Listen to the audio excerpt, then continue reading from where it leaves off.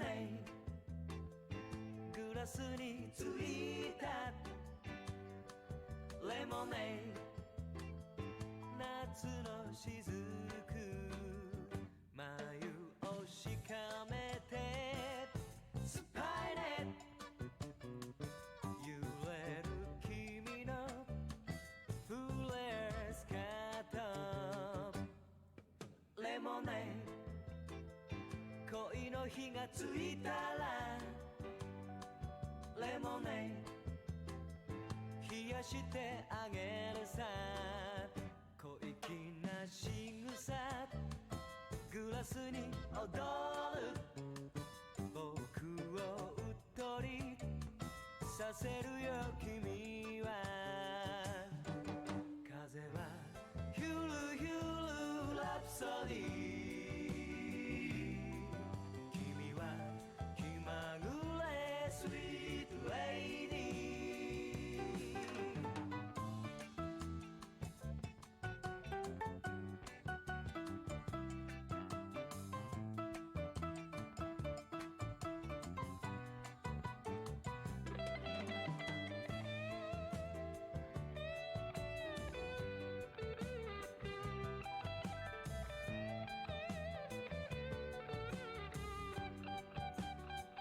夏のかげろ君は僕は知らぬ間に夢の中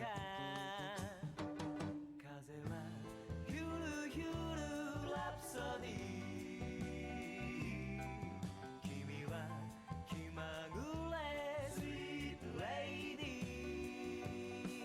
レモネードグラスに残るレモネード夏のしずく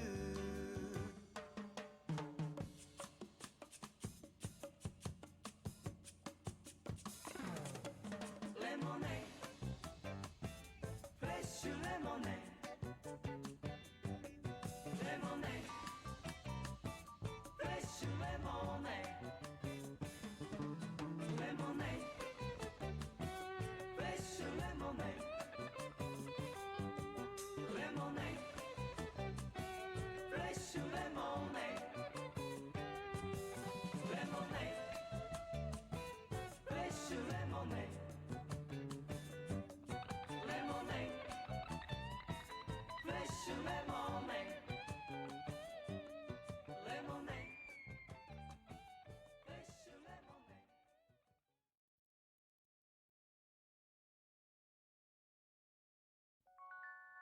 ド移ろう夏は風に揺れる君と水面に踊る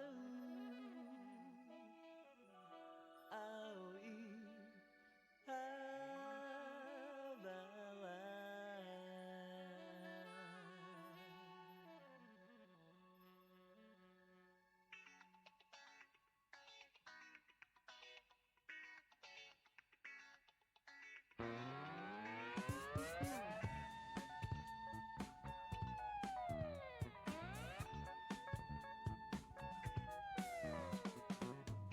星空に続く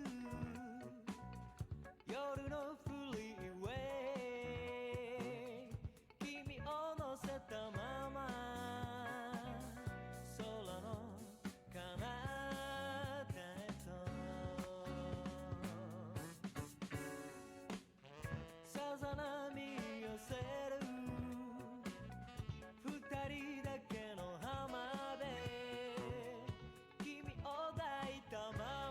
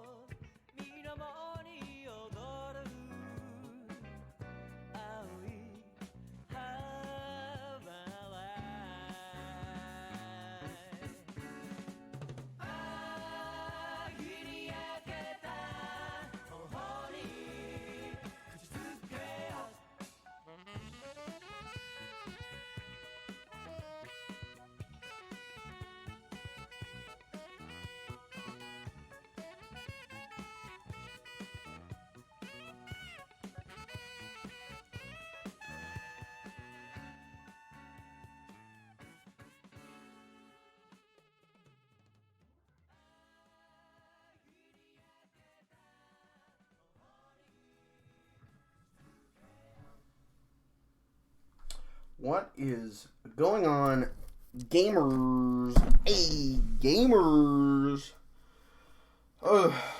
We have an interesting one for you tonight. We also have my room looking like a shit show. Hold on. Last second maintenance. So tonight we are doing... Let me check to make sure you guys can hear me. Yeah. Tonight we are doing PlayStation 2, though we're starting off with some PlayStation 1 ones. So I guess PlayStation Demo Discs is the plan tonight. I have a big stack of them. I think I showed them off on a stream last week, and it just kind of like sparked in my brain of like, oh, that's content. That might be entertaining.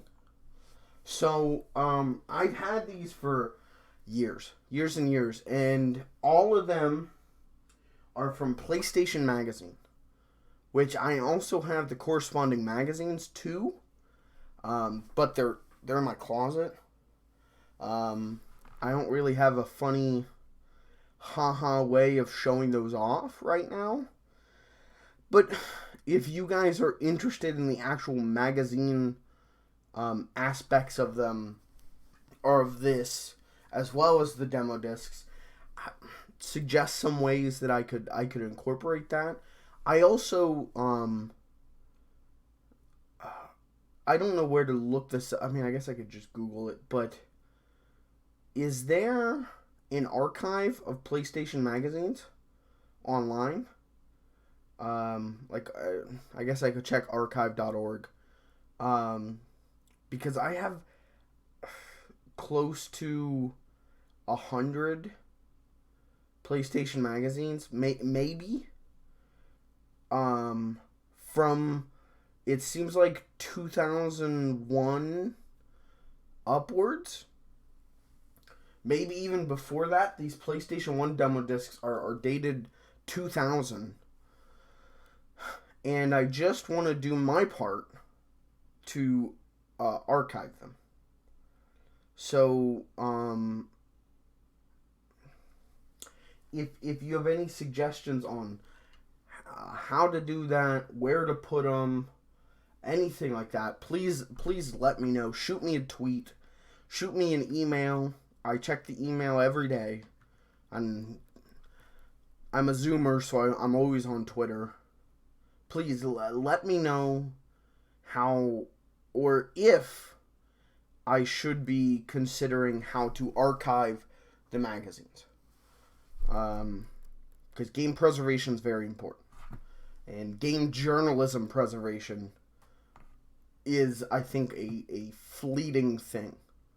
You know, I think you can find an archive of every Nintendo Power issue, because people love Nintendo Power. But PlayStation Magazine, I don't know. I also have a shit ton of Game Informers from about 2007 to about 2015. I have every single issue. I love gaming magazines. I really do. So if there's an archive of those, or if there isn't and there should be, please let me know. Yeah, I want to do my part. So, because I've got this shit just sitting here, and game preservation is more than just I bought it and put it on my shelf. It's about sharing those resources. And games journalism is contrary to what r/Kotaku in action may lead you to believe. Game preservation is, or games journalism is a form of games preservation. So, please let me know.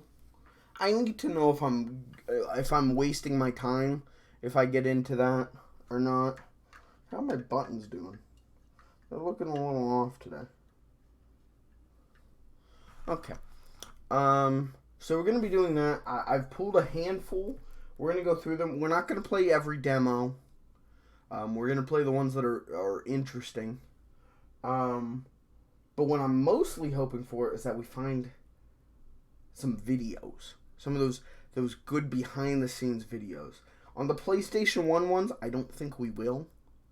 There's trailers, but I don't think we're going to find, like, Yo, what's up? My name's Toby Keith, and I'm the lead game designer of Lara Croft Tomb Raider 2.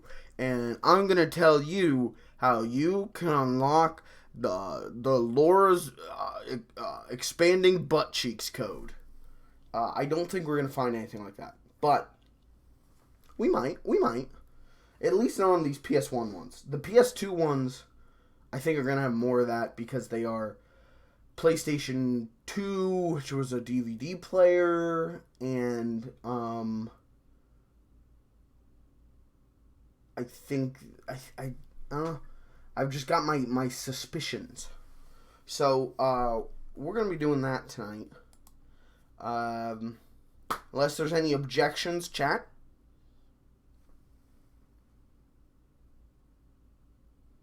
All right, that's the kind of smart remarks I expect from you. Yeah, so we're just gonna go through these, and if we finish a stack, we'll flop out another stack. You see this right here next to my GameCube games, my very small amount of GameCube games, that's all my demo discs. It goes up to right about here. So I've got a lot of demo discs. So this is also, I don't think, going to be a one-off stream unless everyone fucking hates this stream. In which case, you will never hear the word demo disc said again on this channel. Thank you. Okay. Let's get some demo discs going. Two of the great holy grails in life for a gamer, for a PlayStation loving gamer, are the Pizza Hut PlayStation 1 demo discs. The 1998 summer 1998 Pizza Hut demo discs. And that's one for me they're holy grails, cuz one, they're PlayStation demo discs, and two, they're Pizza Hut. But those demo discs were packed with good games. It was really impressive. 98 was a great year for games. But I honestly, I don't have those. I should. It doesn't make sense why I don't. It's one of those things where, like, I'm always thinking about, like, oh, I should get those. Oh, yeah, I should pick that up. Yeah. Yeah, but that's money. And I don't like spending money.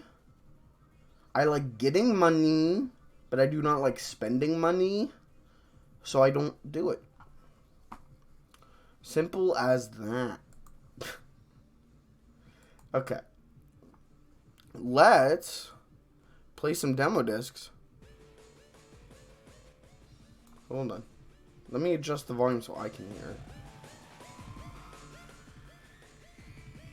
I was thinking about recently how, like, we spend a good chunk of the stream, like, adjusting audio levels. And I was thinking, like, man, that sucks. Like, I shouldn't have to spend time adjusting audio levels. But, same token, every good streamer I know spends time to adjust their audio levels and make sure it's okay. Like, I think it would be a lot shittier of me if I just didn't adjust my audio levels and just let it be what it's gonna be. You know, I'm talking about your Vincents, your Jobles, your Jeremys. They're out here, they're adjusting audio. So your Mikeys should be allowed to too. Okay, so this is the PlayStation Magazine January 2000 issue 28 demo disc. So these were the big games they decided to include: NHL Face Off 2000, WCW Mayhem, both of these prize winning games, NBA Basketball 2000, Dino Crisis, which is a good game. What are these things? You see this down here? I just hit triangle. What is that? Oh, is this the credits? Oh. Okay. Well, I'd like to thank Buzz Brewers. I'd like to thank Tim Dusmall. I'd like to thank Ron Midthun and David Hayes. Okay.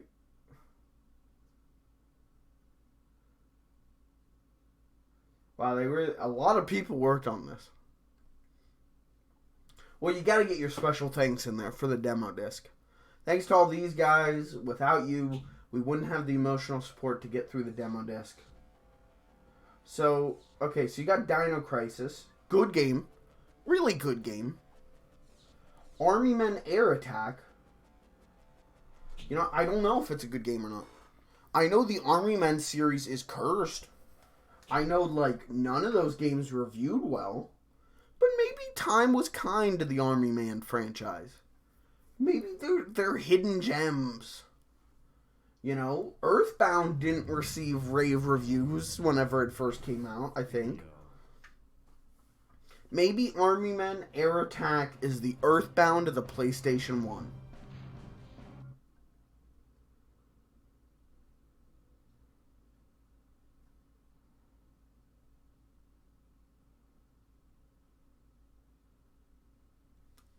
Maybe.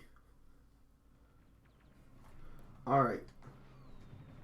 Okay, uh-huh. So it's... We've got your... Someone left their cups of blood out on the patio again. Kitty mix, new. Do you think that's a dev's cat? That's gotta be a dev's cat. What happens if I... Okay, I can strafe. Okay. Oh, the pitcher of blood's sitting out. They made like 1 million of these. Kudo. Is that like Cujo? Punchy Punch. They've got great names. But they made like 1 million Army Men games. And I thought they were all like third-person shooters. But I mean, this isn't... I'll give him this. This one's different. Is that Thomas the Tank Engine? The fat controller laughed, for he had seen everything. Can I pick up Thomas the Tank Engine? No.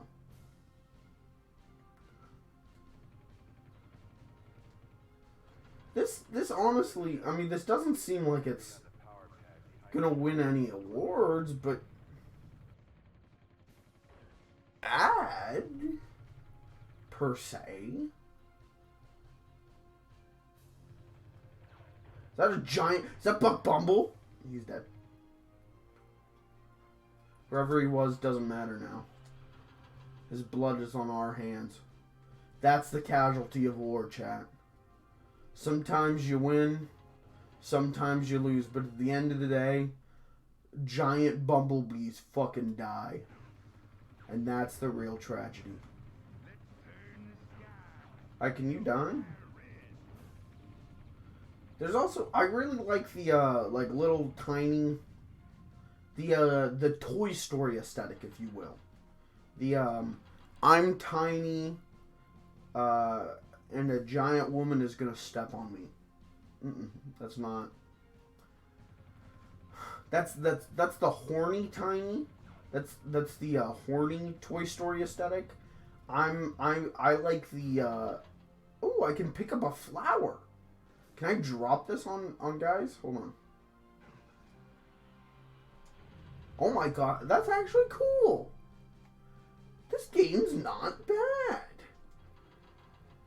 Anyway, I like the Toy Story where you're a tiny little thing and you gotta do a thing. Like, isn't there like Toy Copter? That's kind of like this game. Daisy. Every time I hit X, he says that. Are we done? Did I complete the mission? Do I need to pick this up? Did I'll be honest, I don't know what the mission was.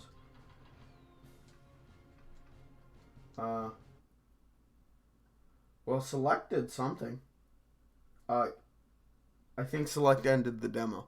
Well, that's kind of all we needed to see of that. That wasn't bad. That's the best Army Men game I've played. Which I know is not really saying much, but could be worse. Also, I can't. There we go. Okay, so what else is on this disc? What the fuck? Is that like Gotham City? Okay. Tarzan? I haven't played this since I was a real little kid. I think I talked about on... Oh... I know I talked about it on the Elmo Encore, but also that Ape Escape stream I did. I used to go to my cousin's house, and they had a PlayStation 1. Cool. Game is looking good. They had a PlayStation 1, and we played Ape Escape. We played Elmo's A to Z Adventure, or whatever it was called. But they also had this game. And all I remember about this game is that there's a jump that my cousin couldn't do, and that was it. That was the end of that. Jesus, what's up with PlayStation 1 games and switching resolutions like this? Watch, it's gonna fuck it up.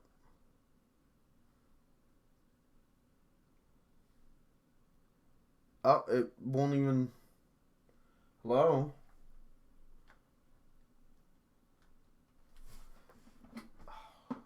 Elgato is such a jip, dude. What a ripoff. Okay. So, welcome to Tarzan. He's real floaty. Did he just pick up a knife? Does Tarzan have a knife? How do I swing I can stab people. Come back here. Tarzan need meat. Yeah. Alright, just stabbed a monkey. Oh, that is a stiff jump. Okay. Doing some like Ninja Gaiden shit with birds. I get it. Who gave Tarzan a knife? Why is everything in this jungle? I thought Tarzan was like a friend to animals. Why does everything want him dead? And why can't I stab this? Eat fruit, fucker.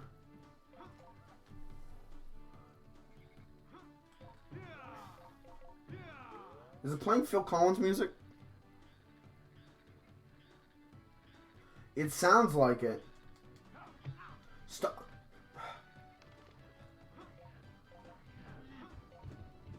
Can I jump on the rhino? Oh yeah.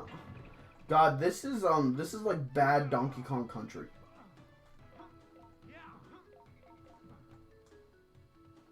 Oh no, that's Phil Collins music.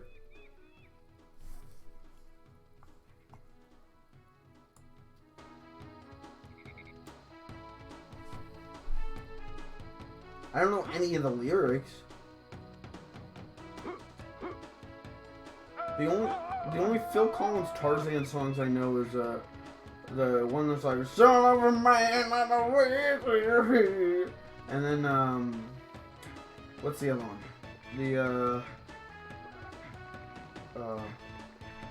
There's one about like the heart, right? Isn't there one where it's like "Open your heart"? That's Sonic Adventure. That's all. I haven't seen Tarzan in like probably like a decade and a half. I think it's been a good 15 years since I've seen Tarzan. What is... I really can't think of any of the songs of that movie. I used to, years ago, really, really dig one of them. That's better. Wait.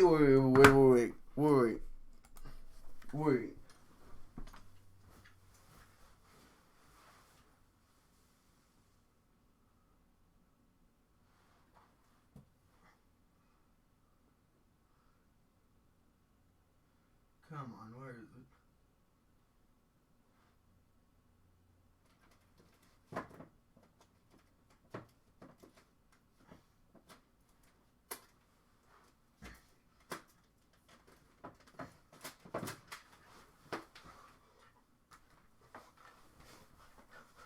Goodwill, baby. Soundtrack to Tarzan, okay? What a... Two worlds. Yeah, you'll be in my heart. Son of a man on the eat a can. Is the demo over? I guess the demo's over. Oh, I wanna know. Can you show me? I wanna know the strangers like me. Deep in my heart, will you show me? I wanna know the strangers like me.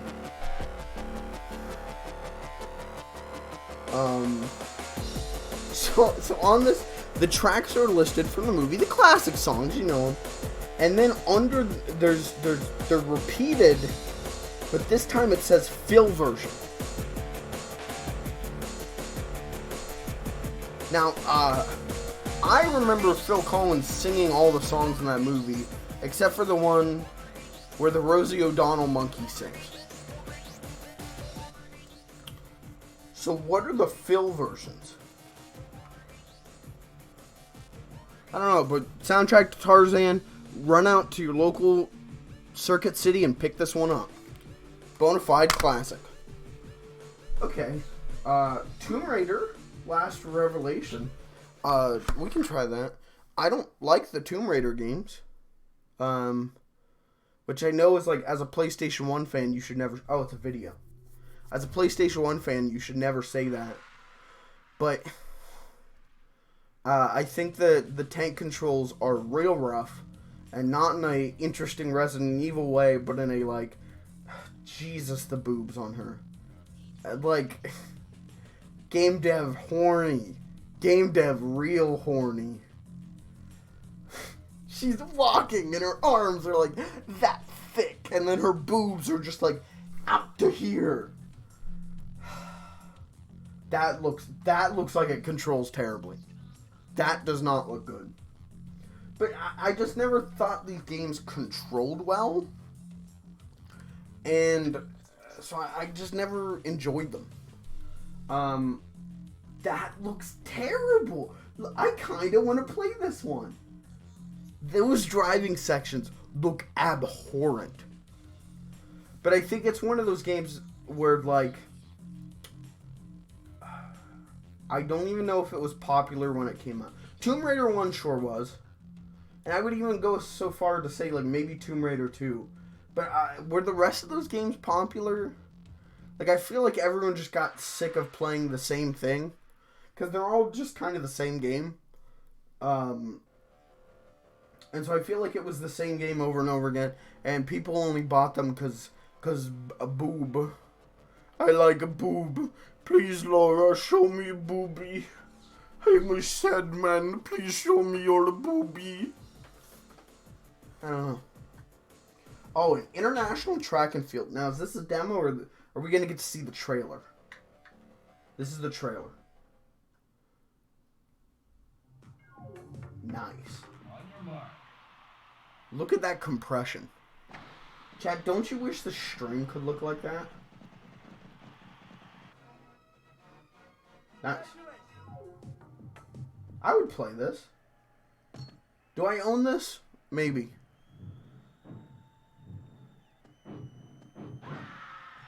I think I own that Tomb Raider game. So I might own this. Yeah, big jump. The Olympics didn't get interesting until they put Mario and Sonic in them. That's when the Olympics became slightly interesting. And even then, they're still kind of a snooze fest.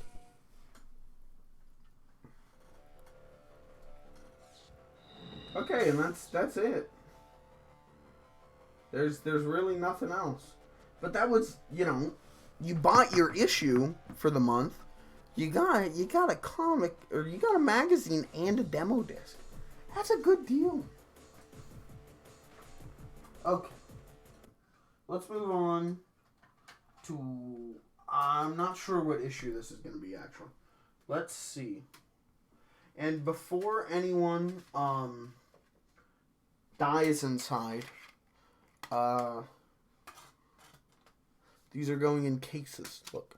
Preserved. Pristine. Okay. This is December 2000. So that was January 2000. So we're getting the end of the year, or the start of the year and the end of the year. Which one's this? This is September 2000.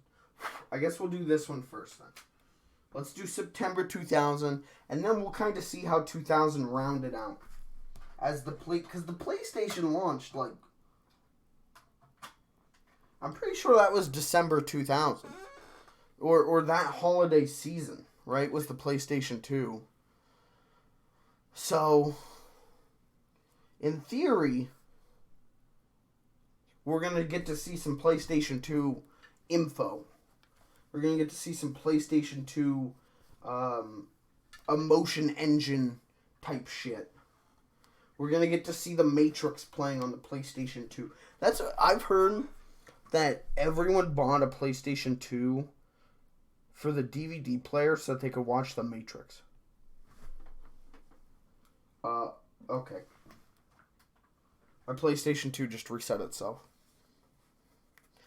It happens. You know the drill at this point, chat, with the PlayStation 2. It's on its last legs, but I can't bring myself to put it down. I should just buy another one. I really should. But again, me no like spending money. Come on. There we go.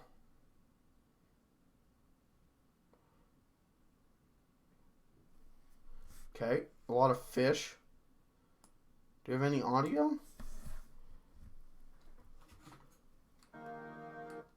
There's definitely audio there. There's no audio here.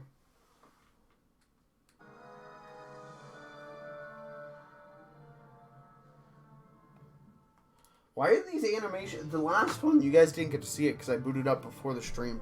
But the last one had an animation of, like, 2 cars racing on a train track.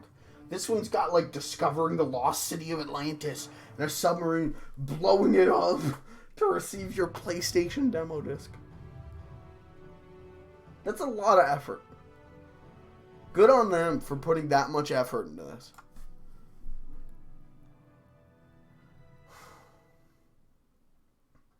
Alright, so let's see what's on this one. Hopefully we get some kind of cool video. Grind session. Alright, let's go through it all and then we'll play some demos. But we're definitely playing grind session. NFL Game Day 2001. Okay. NCAA Game Breaker 2001. Miss Pac-Man Maze Madness. Good game. Rayman 2. Great game. Dave Mirra. Good game. Tyco RC Racing. I don't know. Matt Hoffman Pro BMX. Wow, there was a lot. There were 2 BMX games that came out at the exact same time, huh? Chrono Cross. Grind session. Okay. Let me just say, this is a whole different aesthetic. That's really impressive. Like, every month there's a whole different menu and a whole different aesthetic. It's very impressive, I think. Good on them. They could have just reused the same aesthetic month after month, or the same aesthetic for a whole year, but they changed it up. And that's really impressive. Alright, grind session. Here's something that's not impressive. Grind session. I keep wanting to do I want to do like a weekly stream or bi-weekly where I play a skateboarding game because I love skateboarding. But so many of those games are really reliant on licensed music. The Tony Hawk franchise. And I just feel like I should wait until there's a lot of people watching live to do something like that. Because right now our views come from our sweet VOD boys. I love you guys. And I don't want to make something that no one can watch. Because that thing will be fucking... If they let it be published, we'll have a lot of angry messages from YouTube about it. So, as much as I would love to do that, I'm kind of waiting until we've got, like, people popping off in chat so that I don't feel like this is going to be lost content. Okay, anyway, grind session. Yeah, let's... Oh, I can only do tournament. Okay, I was going to say let's open skate. So, grind session, obviously, as well as the BMX games that we'll be doing, they were made to cash in on our hero Tony Hawk and his Pro Skater series. Did it work? No. Dave Mira's did well. Okay, there's definitely supposed to be audio. What's up, Elgato? You are shit in the bed this stream. Dave Mira went for a bit, right? There was like 2 Dave Mira games and then BMX XXX, something like that. But other than that, none of this stuff caught on. So who do we got? We got Willie Santos, who we can't choose. We got Daewon Song, who we can choose. Carabeth Burnside, Ed Templeton, Pigpen, and John Cardell. I wish we could choose Pigpen. Let's go Ed Templeton, because he looks like a guy on Twitter who would like harass you for not voting for Bloomberg. Alright, let's go with Lizard. Let's do Tight Trucks. Oh, Jesus. Okay.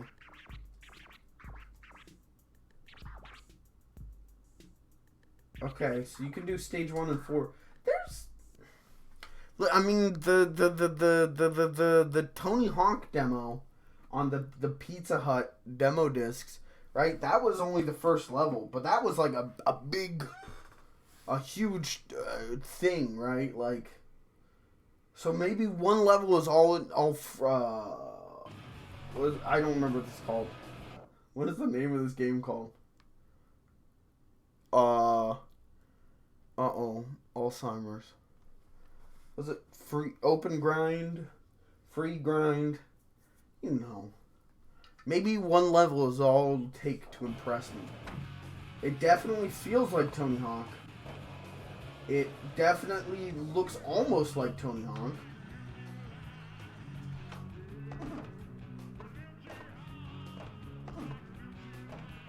It definitely kind of controls like Tony Hawk. It's like a heavier Tony Hawk. Okay, the square and circle buttons don't do tricks. Oh, instead of VHS tapes, you collect boom boxes.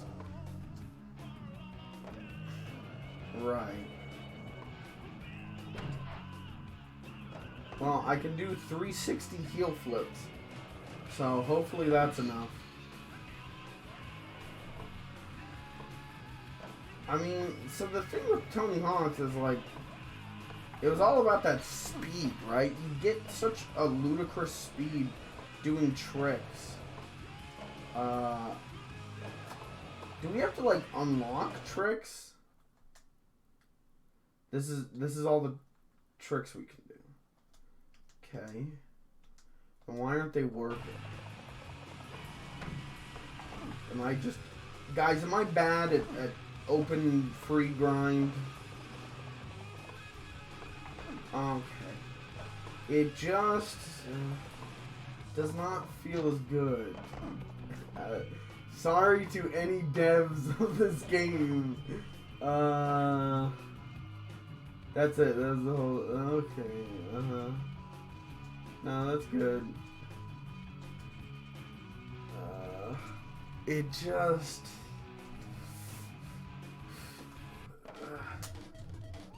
It just doesn't feel 100, you know? It feels like I'm playing Pro Skater at like half speed.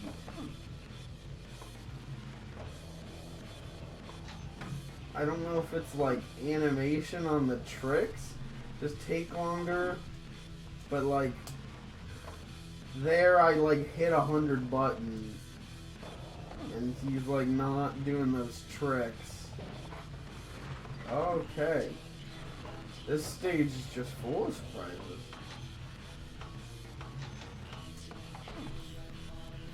Uh-huh.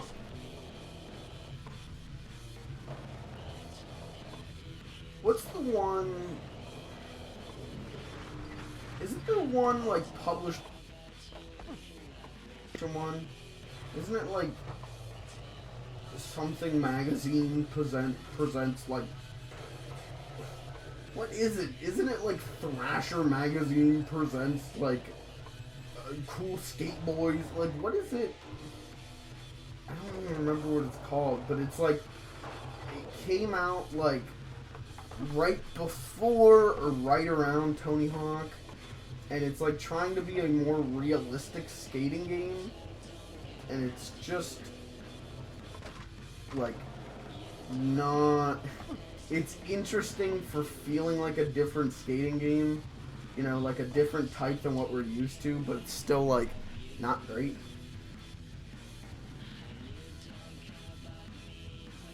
And this music just doesn't hype you, you know? Oh, okay, I unlocked levels 4. You've been learning. Okay, so you do have to. I'm never gonna be a fan of unlocking tricks. Just have them unlocked from the start. Because I want to go ballistic. I want to go nuts on the controller. And if you don't let me do that, you failed it as a skating game.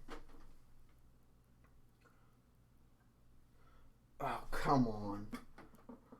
I wanted to show you guys the loading screens because they totally look like ripoffs.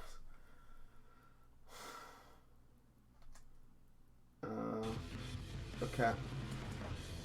This is the same song. Okay, we're dead. Oh, it shows the artist in the track. That's kind of cool.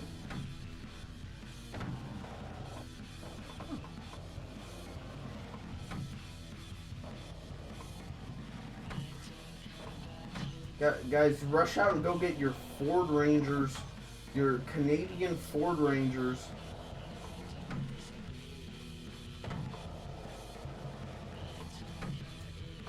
Oh, there's no blood. Come on. It's a skateboarding game. We want blood. That's why we play it.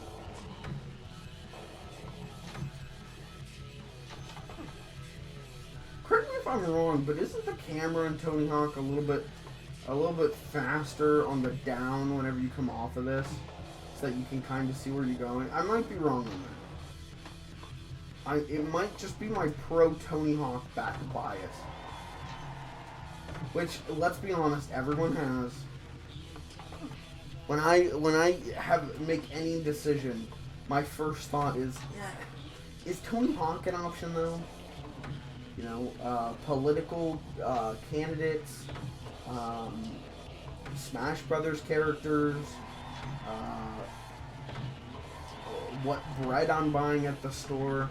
If I could choose Tony Hawk, I'd be a happier man.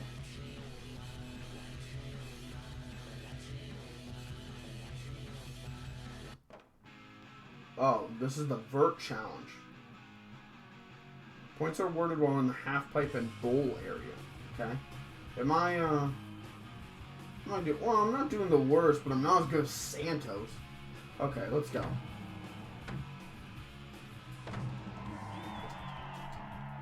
This is my time to prove to chat that I can do skateboarding game good. Even though it's not the skateboarding game that I really want to be good at.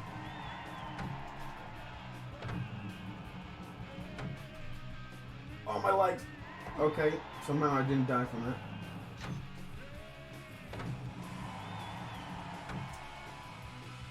Oh, my spine. Oh. Gee, okay, that one I definitely thought I landed. I can't get, like, more... I'm trying to get higher. And because I'm bouncing off the walls, I just can't... I can't, like, align myself correctly. Ow. Okay, not the best. What's my total? Well, I'm the second worst. Give up? Best trick. You only have one chance to pull off the biggest combo you can. This is it, chat. This is the big dog. Alright, here we go. They got my song playing and everything. And that's kind of it, guys. That's, so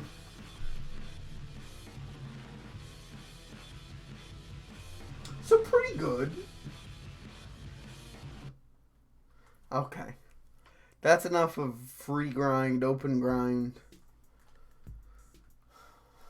Let's kill the demo. Let's move on to other demos. There's more on this disc I want to play. A lot of extreme sports on this disc, which I dig. I love extreme sports games.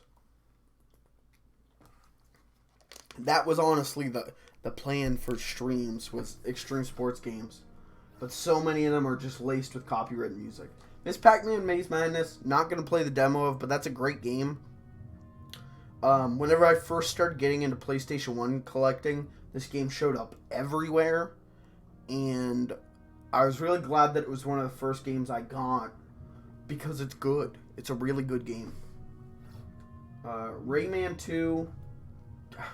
Do I need to tell you about Rayman 2? That's a fucking phenomenal game. I think the PS1 version's jank. I'm not sure.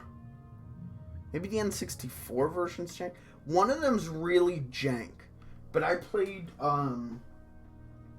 is it Rayman Revolution on the PS2, which is a, like, next-gen port of Rayman 2 with an added overworld and stuff.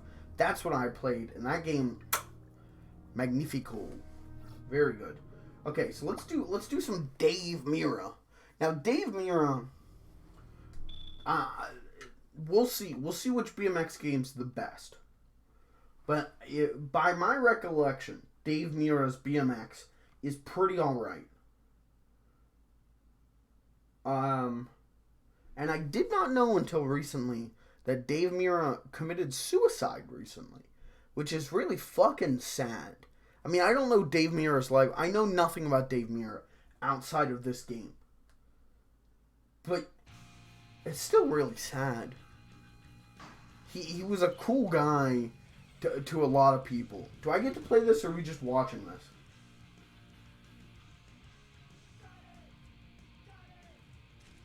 I think we're just watching this. Alright, show us what tricks you can do, Dave.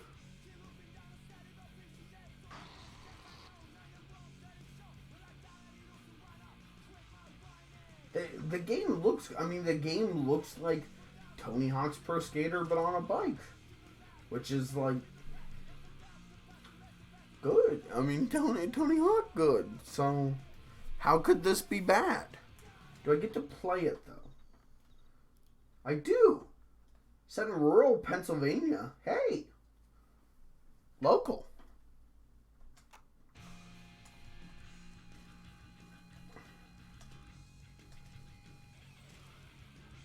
Okay. Yeah. I got the jump down. Oh, we're just flying. Okay. It's a work in progress, chat.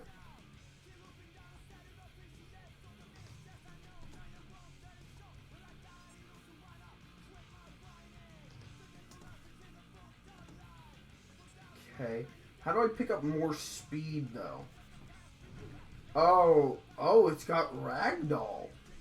I don't remember Ragdoll, but okay.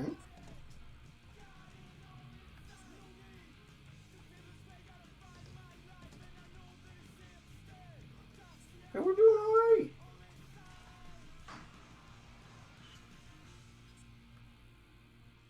Oh. This doesn't... It controls like riding a bike in GTA. So, like, take that how you will. Could I play a whole game of this? Maybe not. Is it fun as a demo for a couple of minutes just to see Ragdoll Dave Mirra crash into the ground? Yeah.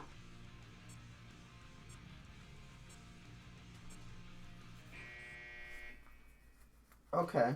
Well, that was alright. Not spectacular. Motion capture and dynamic physics. That's, I mean, what do you want me to say about Dave Mirra Freestyle BMX chat? It's alright. It's alright. Your life isn't going to change by playing it, but there's a whole hell of a lot worse games you could be playing. Play it to honor your man, Dave Mirra.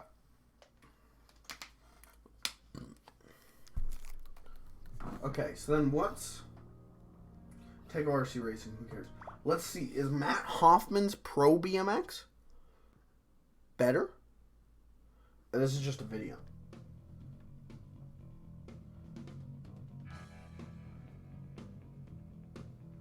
I wonder... Oh, see, that aesthetic is very Tony Hawk. And they're called pros. Like Pro Skater. I wonder if this one was actually, like, published by... Is it Activision who owns the license? I wonder if Dave Mirra wasn't published by Activision. I think maybe this was, though. Because then you've got, like, Kelly... I can't remember her last name. Pro Surfer, right? Like, there's a third pro game for surfing. Yeah, this is definitely done by Activision. I mean, that's the Tony Hawk logo. Oh, maybe Runecraft developed it on Neversoft's engine. That's interesting. I don't have that one. I need to maybe look into that. And Chrono Cross, which from what I've heard is a very good game. Grind Session. That's the name of the fucking game. Yeah, skip that one. Okay. Well, that was that.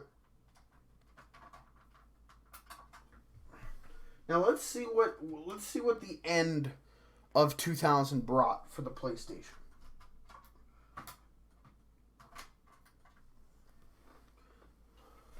Let's see if there's any like PlayStation 2 reveal news. I don't think there will be because this is still a PlayStation 1 disc.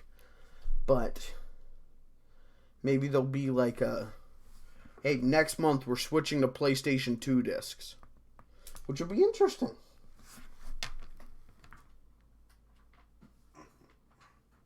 Hold on.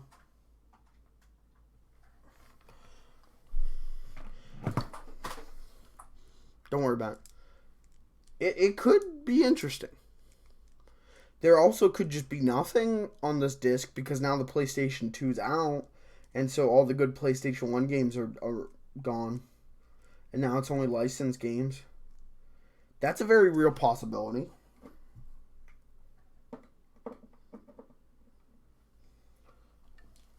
So we'll see. Okay, so the video right now is like Tron. There you go. But like Tron in the city.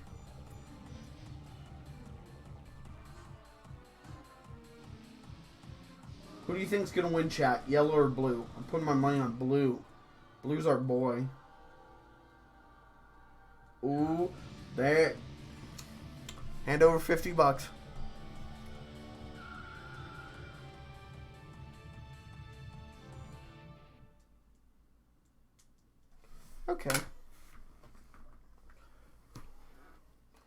2000. I wonder what the last PlayStation 1 disc was in terms of this. So, you got The Emperor's New Groove. Again, another like Gotham aesthetic. We got Madden 2001. Matt Hoffman's Pro BMX again. Well, maybe this is a playable demo. MTV Sports Pure Ride. Nice. Star Wars Demolition. 102 Dalmatians. Muppet Race Media. Oh. Ooh. This is the Disney disc, dude. But nothing about the PlayStation 2. Is there any of this? I guess we'll do this. We're sure as shit doing Muppets Race Mania. You can bet your sweet patoot on that. Love me some Muppets Race Mania. Muppets Race Mania and Muppet Monster Adventure on the PS1 are legitimately good games that no one talks about. And it's very strange. Like, Muppet Monster Adventure is weird because of the monster part, but Muppets Race Mania is like the best Muppet game. Well, Muppet Monster Adventure is a great game. But Muppets Race Mania is the best Muppets game because there's so much fan service in a time, well, there's still no Muppet fan service. That's not a thing. You know, you'd think Disney and their love of brand would do some kind of fan service for Muppet fans, but no.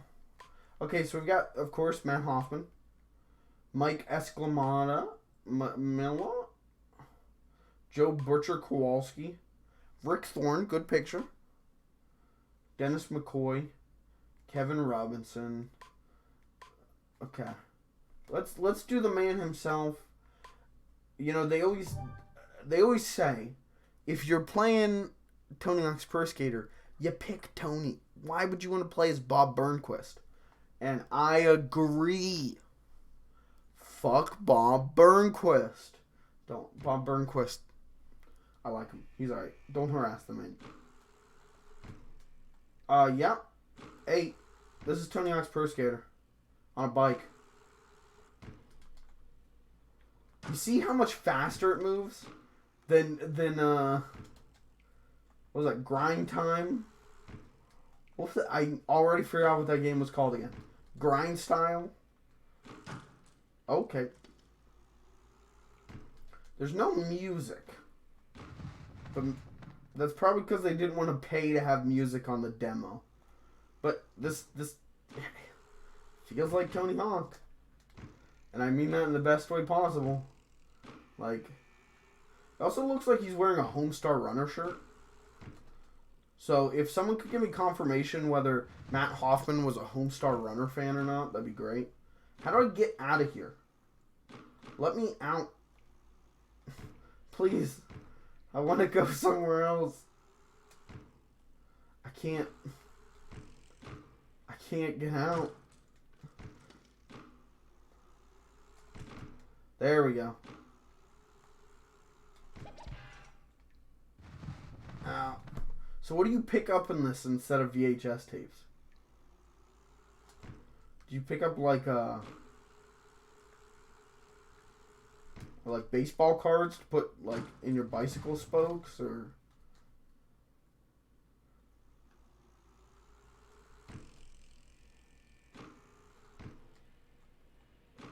yeah, this feels great.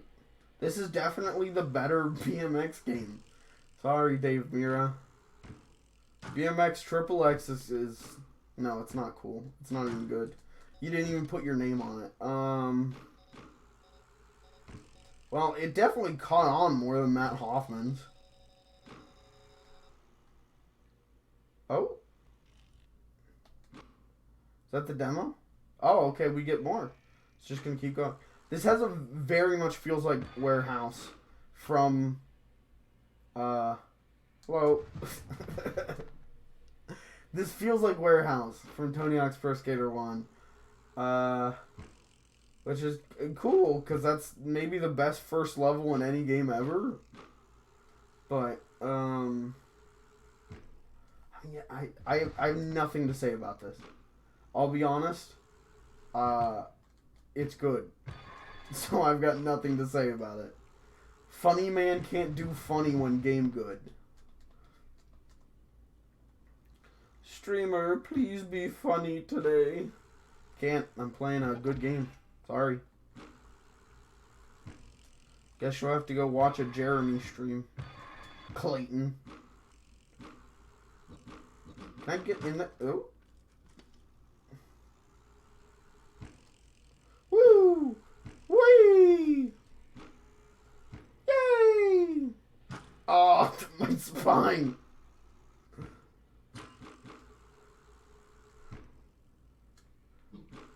Yeah, give me that 450.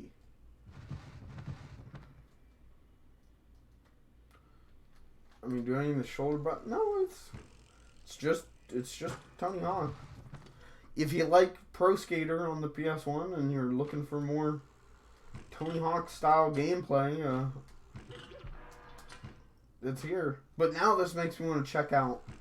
I want to say her last name is Turner, so I'm going to say Kelly Turner, Pro Surfer. I wanna see if that game's good. You can ride the bicycle backwards, so that's pretty. Can I do a manual on a bike? Okay. Stop. Quit.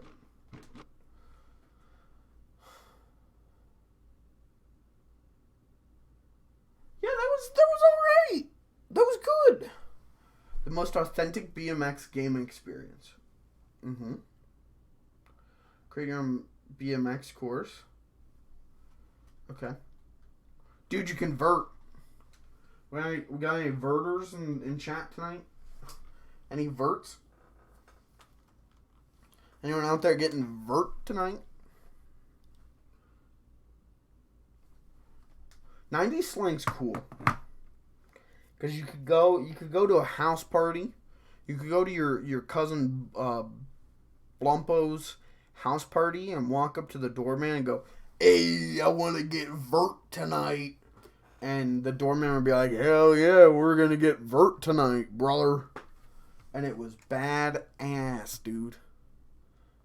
I can't get out of this menu. None of the buttons are working. Please. Please, I want to escape Matt Hoffman's Pro BMX.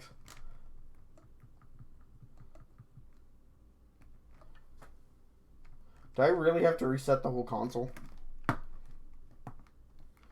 Matt Hoffman's not letting me leave.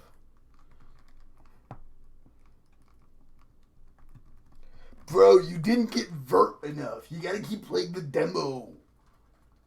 Yep. Thanks, Matt Hoffman. Guys, tweet at Matt Hoffman and tell him that he should let me leave. Thanks, guys.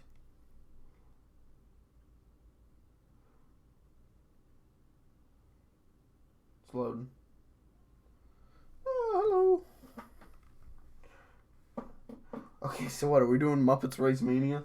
And then on to the next disc? I guess so. I really fucking want to do Muppets Race Mania. Okay, we can skip this. Can we, though? Oh, shit, guys. This hasn't completed the SCA testing cycle. But there could be... Muppets Race Mania could be completely uncensored, dude. We could boot it up and Kermit's gonna be like... Hi-ho, Kermit the Frog here. And I just want to say that I will be voting for Donald J. Trump this election cycle. And anyone who tries to censor me is a fucking libtard. Yay! And that would be fucked up. Oh, Midway. Midway spent its whole existence in the death throes. Same with Jim Henson Interactive. That thing was born into death throes. There he is, guys. Oh my god. Kermit, look out! That they are, Kermit. Wow, they almost murdered me. Vehicular manslaughter! Yay! No, don't tell me it's just a video. Come on. This game really is good. It's a little bit hectic. It's certainly no Mario Kart killer, but it's definitely, if you're a Muppet fan or you're a fan of kart racers, it's definitely worth checking out for how Muppety it is and how different it is.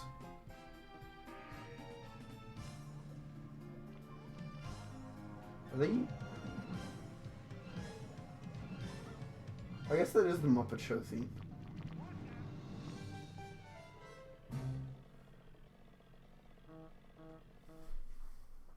Is that the game? Why is the game making that noise? I thought that was my phone. Okay, all it was a video. That's disappointing. So nothing about the PlayStation 2. That's really surprising. I thought for sure there would be something. Well, let's move on to the next one.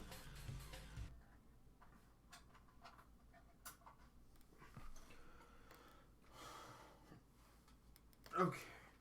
Let's see here. Oh! Uh-oh. Okay, we're on. Issue 101, issue 199. So this seems to be a sizable jump. We've gone from like issue 30 to this is issue 93. Let me double check that this is in fact the bottom of my stack and not the top.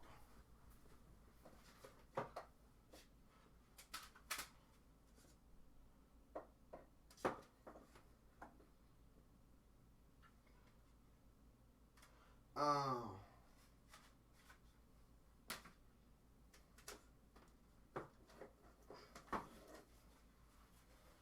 So funny. The stack's all mixed. When I moved, somehow the stack got all mixed up. So we've got 87.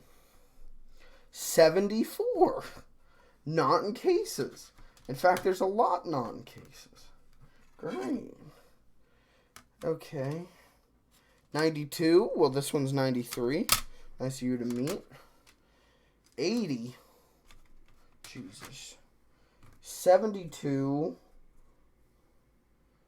78. I wonder if the person I bought these from got the issues intermittently. Okay. 80. Let's just do the 80s pile, the 70s pile. We'll do it by like tens, right? 78.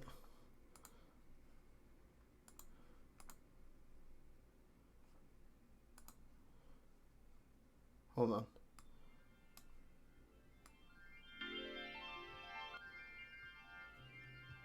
Okay. Let's see. 82. This is our 80s. A Game Shark Code Archive disc. That would be cool if I had a Game Shark. An Action Replay disc. And disc 2. What do you even do with these?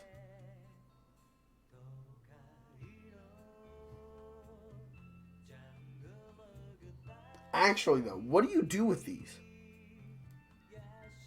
Please let me know. Do I need a peripheral for them? Issue 107. Uh-oh, big boy. This one's got Kiryu on it. Cool disc.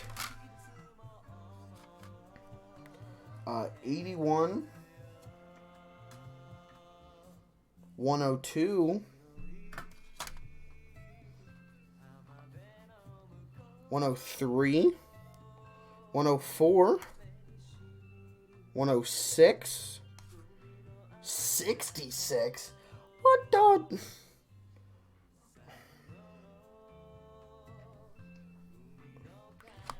How can one man have a desk so big and no space? 68.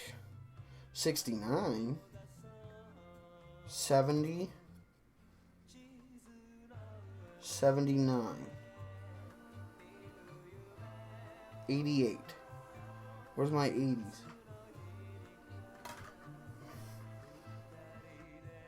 It's 79. You're my 90s. Okay, so 78. We got 68, 69, 70. Oh, wait. What did I just set down? Is this 71? 70. Where's 71? Do we not have a 71? No. I've got 72, 74, 78, 79, 76, 84, 83, 90, which I thought that was Master Chief. That caught me off guard. 89, 91, 67. Where are you coming from, 60s? Calm your... How? The Summer Sampler. We're putting that in the stack of to do tonight. 51, 63, 60.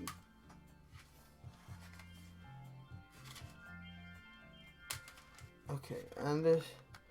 Where... 60s...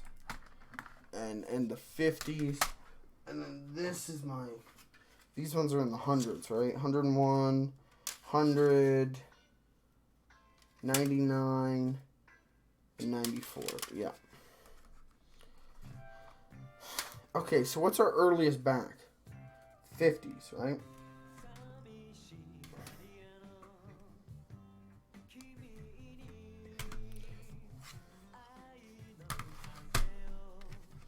'90s. These are the 50s. What year is the Summer Sampler for? That just looks like a disc for Underground. That just looks like Tony Hawk's Underground. What year is this? I mean, by this point, this is PlayStation Underground. And they dropped that at some point. Because it's not on some of these later ones.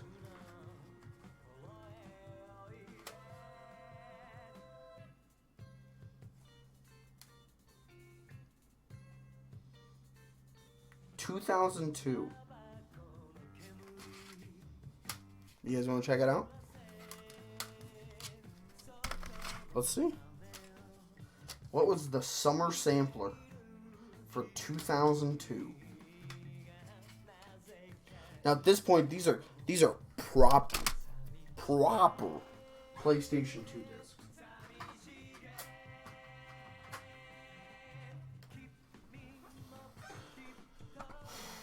Alright. Thank you for your service, Super Pumpkin, but we're going back to whatever the fuck the disc's gonna blast in us.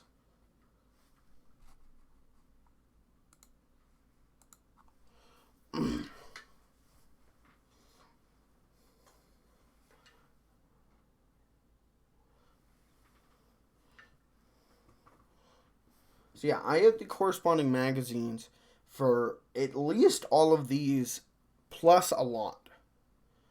I've got... Ooh. There's definitely supposed to be audio. Hold on. He's putting the disc in the disc tray. Don't worry, guys. Ooh, okay. Extreme Sports Games. So calm. Whoa. A jacket. Good game. Look at that thick thick PS2. The fat model. It's so sad. Chat, if you have a fat model PS2, how's that thing holding in there? Because every fat model PS2 I've owned in recent years, my brother has owned, I should say, the lasers on are just dying. And I've heard that's like a common thing with fat PS2s. They say if you're going to get into PS2, go with a slim.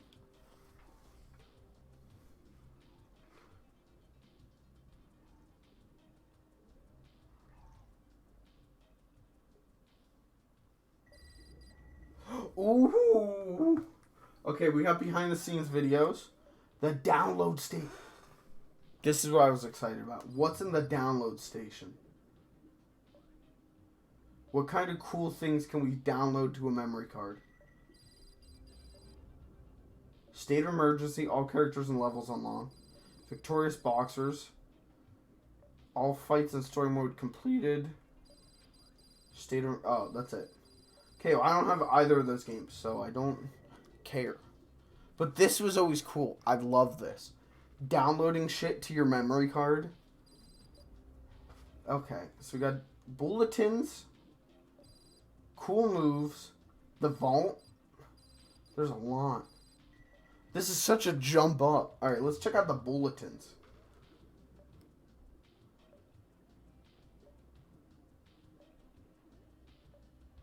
Threads. Uh-huh. Ooh, looking good. For a DVD case, okay. Ooh, PlayStation 2 watch. Gucci shit. That's it. But you can go to PlayStation.com and order this. That's it. Okay. That's weird. Calendar. Here's your personal invitation to one of the wildest shows of the year. While you check out your favorite comics. Wizard World.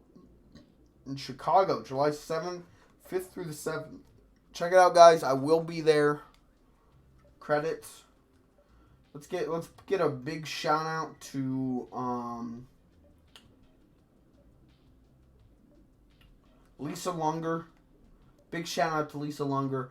MVP of the stream tonight is good old Lisa Lunger. What's in the fine print? Okay. That's it? Okay. Keep in mind, chat, this is the summer disc. This is the biggest disc of the summer. Cool moves. What is this? Is this the demos? There's a controller, so I'm going to assume maybe? Oh, no, these are just like tips. Defeating Bone Grinder. Getting a hard-to-reach power cell. Unlocking secret level in Tokyo. Scorching high points in airport. Scoring high points with manual tricks. Let's see how to get some high points in airport. Let's check it out, chat. Insurance analyst for Sony Computer Entertainment, and I'm going to show you guys a cool This is what I move for wanted. Tony Hawk Pro Skater 3. What I'm going to do is show you guys a really great spot to score a lot of points and a shortcut to get there. Okay, from the starting position in the airport, you want to jump over the baggage claim shelf to the right and follow the conveyor belt down to the baggage claim area. This is actually kind of helpful. Oh. Once you get to the baggage claim area, you want to get onto these rails, which will take you into a U. You just follow around it over and over. Oh. Special tricks, special rail slides, special manuals. Clever. Until your multipliers are up to about 80. And if I happen to accidentally fall off a rail, I just trick into a manual until I get back to the rail. Clever. Just continue this until I either A, think I'm going to crash, or score enough points and just want to land. And there it is. That's how you score over 2 million points in Tony Hawk Pro Skater 3 in one run. Okay. Okay. Can we see how to... Let's... Chat, I gotta know. How do we defeat the Bone Grinder? It's been on my to-do list. Draken, the Ancient's Gates. In this cool move, I'm going to show you how to defeat the boss Bone Grinder in the Adrelian Isles. Let me show you how it's done. Okay, thank you. Look at this chump Before with you his finish hat with on Bone backwards. Grinder, it's always good to power up with a spell. I chose the lightning spell. Once you've entered the chamber, you're going to view a small little sequence.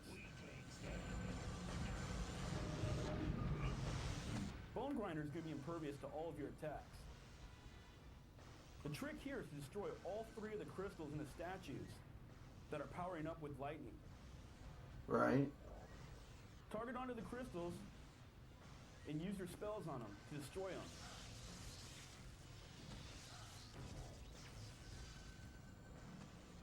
Continue on to the next one. Was this really a hard thing for people to figure out? It seems pretty self-explanatory. Now that all the crystals have been destroyed, you can now attack Bone Grinder. Here I'm going to pick up my sword. Okay. Try using combo attacks. Try it, chat. If your sword has any magic abilities, you definitely want to use them here. So much for your storm trap, Bone Grinder. Yeah. Now that Bone Grinder is defeated, you can pick up his weapon and you can exit the area by using this teleporter right over here. This is cool, chat. Now we know how to defeat Bone Grinder, guys. I want you guys to go home, try this out for yourself, and kind of, send me some videos how it goes. I want to make sure that he is helping me help As you you. can see, Airrock is already here waiting for you.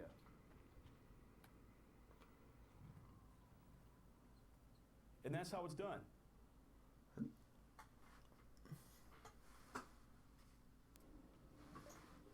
And that's how it's done. Okay. We don't need any more cool moves, chat. We're cool enough. Okay. Thank you.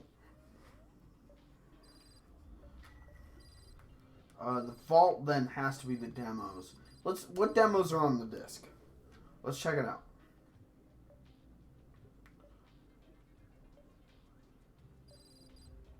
Aggressive inline. Ooh.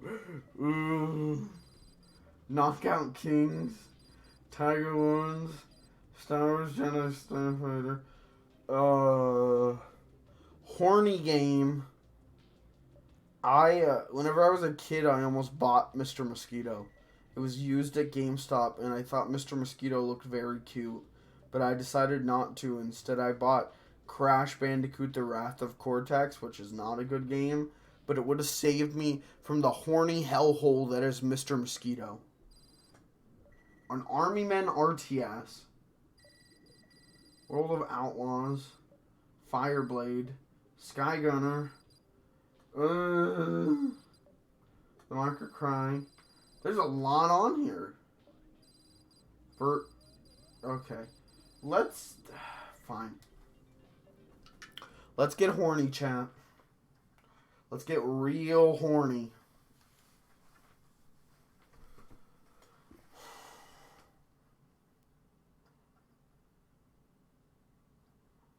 You know that, stereotype of, Japan's so weird, whoa, uh-oh, tentacles, I've seen enough hentai to know where this is going.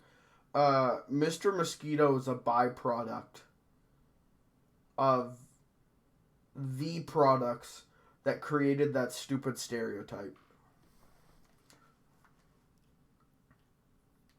If anyone actually bought and played Mr. Mosquito, I would say it contributed to it. But nobody knows what the fuck this game is. Also, can't you do let's see if it shows up on the demo.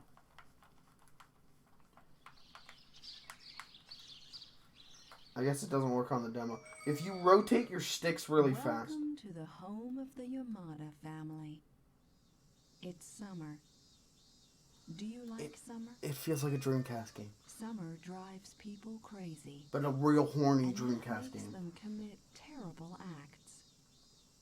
Take the tiny, harmless mosquito, for example. It doesn't have enough time to do much. during its one precious short life. Yet with one swipe, a human can snatch such a priceless life away. I don't like how she without said a second snatch. thought. I am sure that you may already realize that you are a mosquito. This is The ASMR, insect dude. that bites people. I feel the Makes tingles. them feel itchy. The insect that creates a trail of swollen bites. As a mosquito, there is something that you naturally have This is to the do. voice of Rouge from Sonic Adventure You 2. have to suck blood.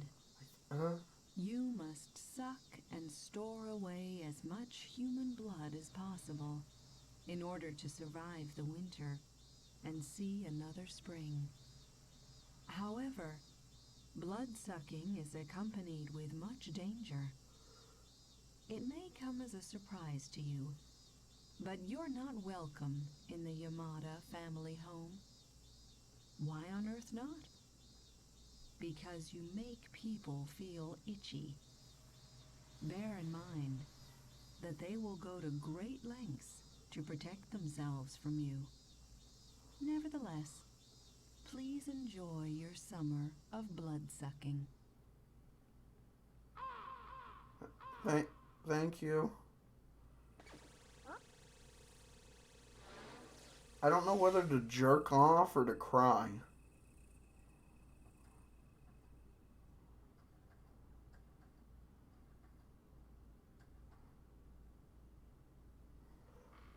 I don't like that.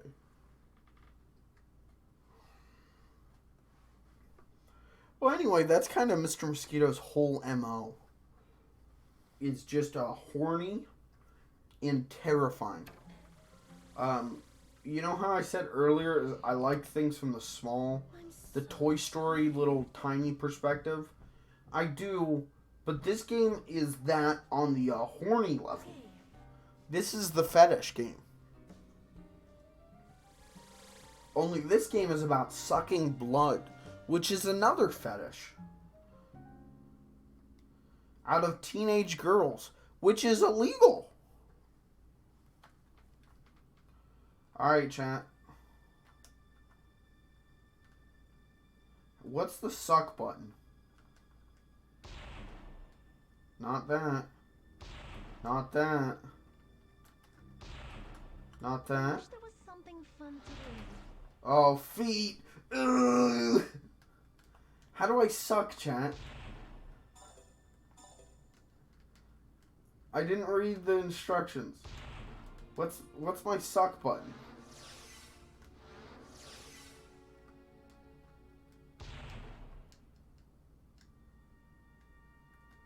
It's gotta be X.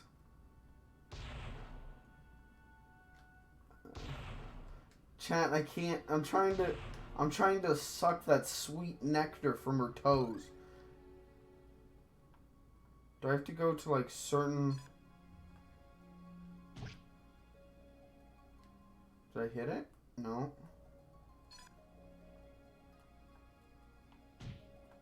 How do I circle? What? Circle. Give me those toes. Why? Why? Give me those toes. I can't see. What do you mean you can't see? Oh well. I still can't suck. There we go. Is that? Okay. There we go. Press the R3 button to pierce the skin.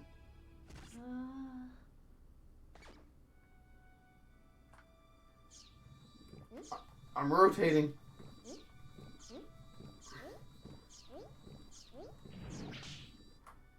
I died. Oh. It's horny and confusing.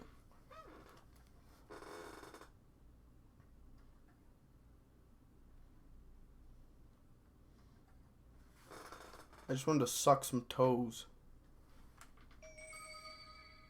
Welcome to the home of the Yamada. I'm not listening to that again.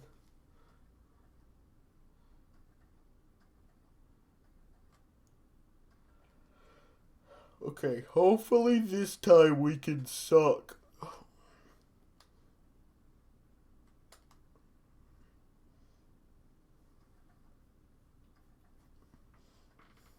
Yeah, we are not getting all these demo discs tonight. We still gotta look at behind the scenes footage. I'm so tired.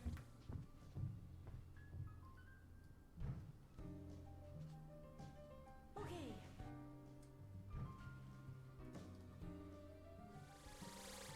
Okay, we get it. We get it.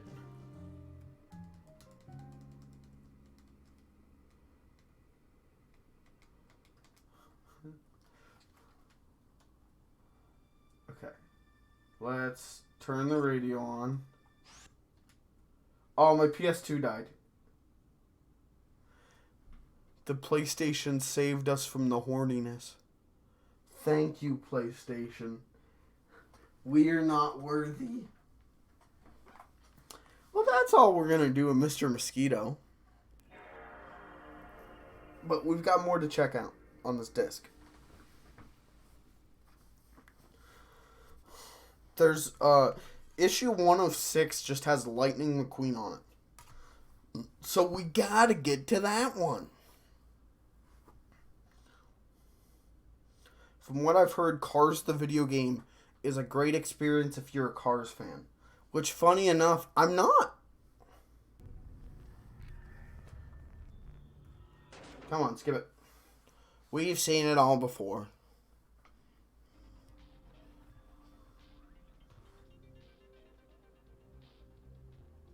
I know there's no point in demo discs existing anymore, but I love them. And I think part of the reason I love them is that they're like a lost art form, right? Like there's not even remotely a reason for them to exist anymore. Outside of that PS1 horror demo disc that I played on stream, that's smart. Package some indie games together like that. Very cool. But outside of that, there's no reason for these to exist anymore. And that's sad. But also, technology marches on. What was the other one? Oh, I wanted to... This is just... this probably is not going to make interesting content. But I'm just interested. A Woody Woodpecker game. Doesn't look good. Doesn't sound like it'd be good.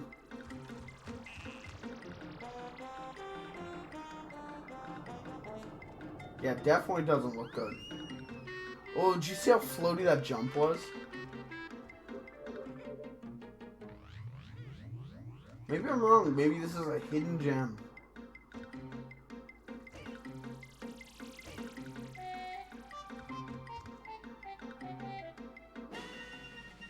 Are licensed games allowed to be hidden gems? I guess whenever your license is Woody Woodpecker.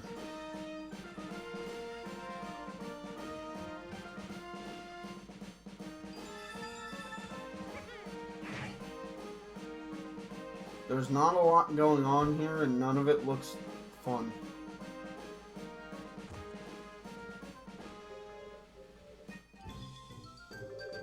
It, like, almost reminds me of, like, Bugs Bunny Lost in Time.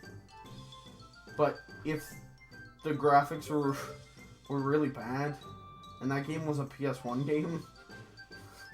So, like, this game looking at as bad as it does... Not really an excuse for that.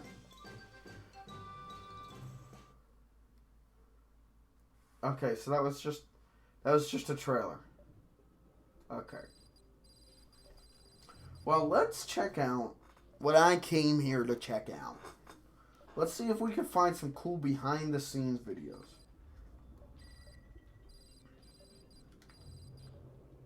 Let's see what we could get some behind the scenes info on. See how the team at Electronic Arts LA have expanded the Medal of Honor series. Okay. We're back with the Lucas team to get a sneak peek on the Starfighter sequel. Oh, that's it. Fuck it. Why not? Whoa. You can tell that these are VHS tapes. Legendary director Steven Spielberg charted a new course for video games when he met with a team from DreamWorks Interactive. Oh yeah, Steven Spielberg like produced that first Medal of Honor. He was actually the spark of Medal of Honor. He was like, I'm working on this movie called Private Ryan, and I've been playing GoldenEye a lot. So, why don't you guys do World War II GoldenEye? And, it started from there. That was the beginning of the wildly successful game called Medal of Honor. Since then, the team has produced 3 games in the series. Now, working under the umbrella of Electronic Arts, they've finished the first PlayStation 2 title in the series, Medal of Honor Frontline. Oh, yeah.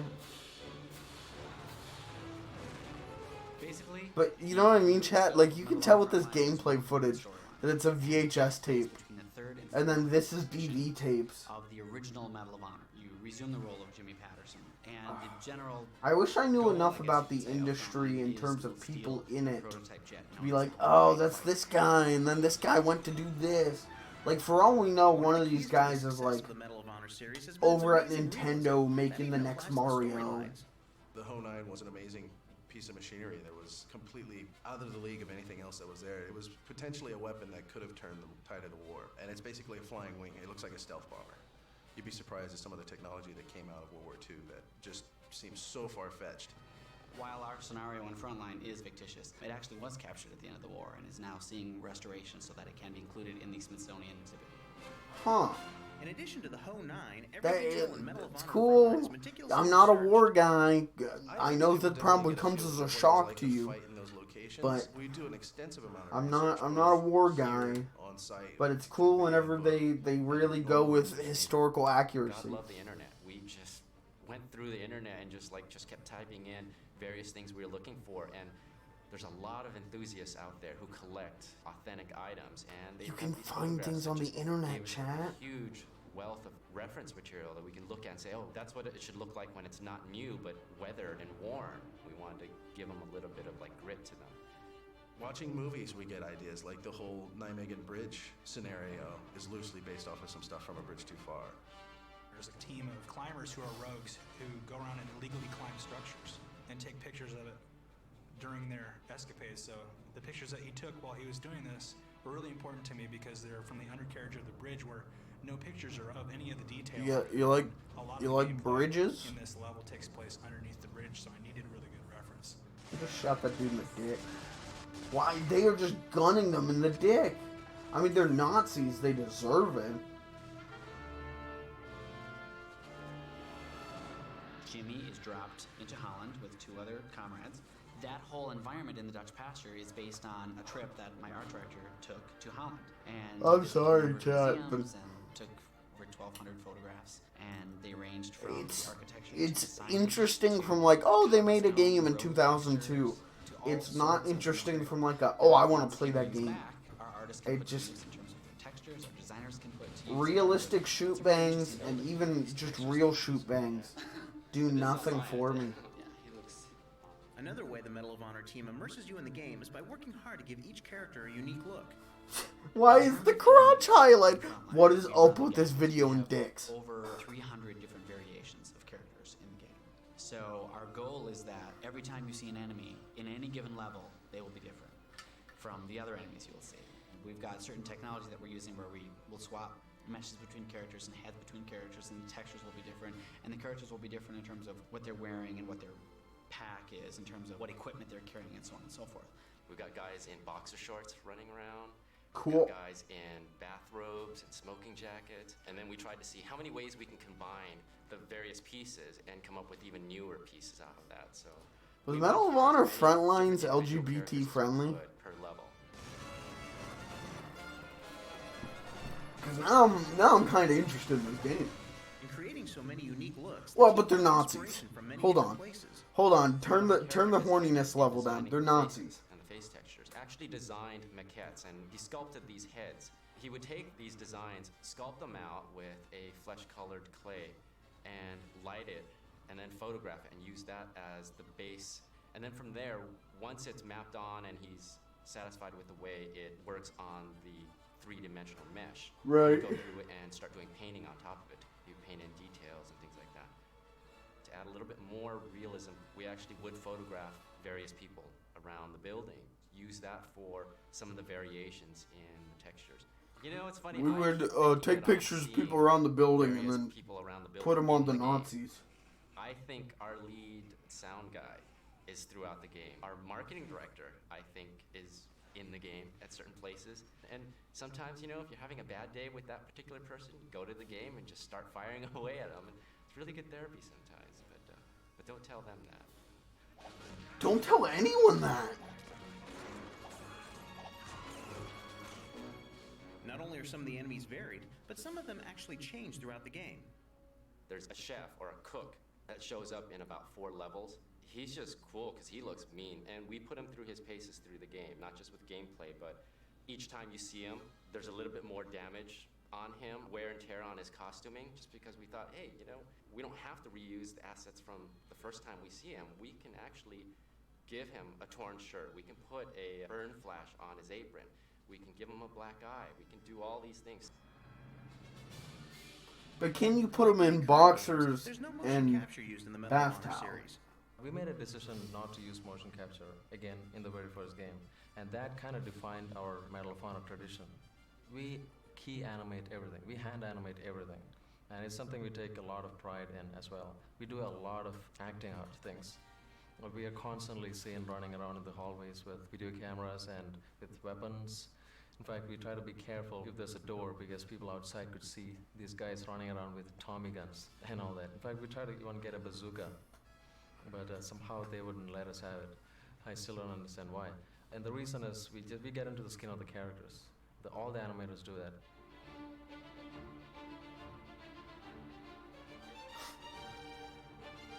Okay. What are we doing?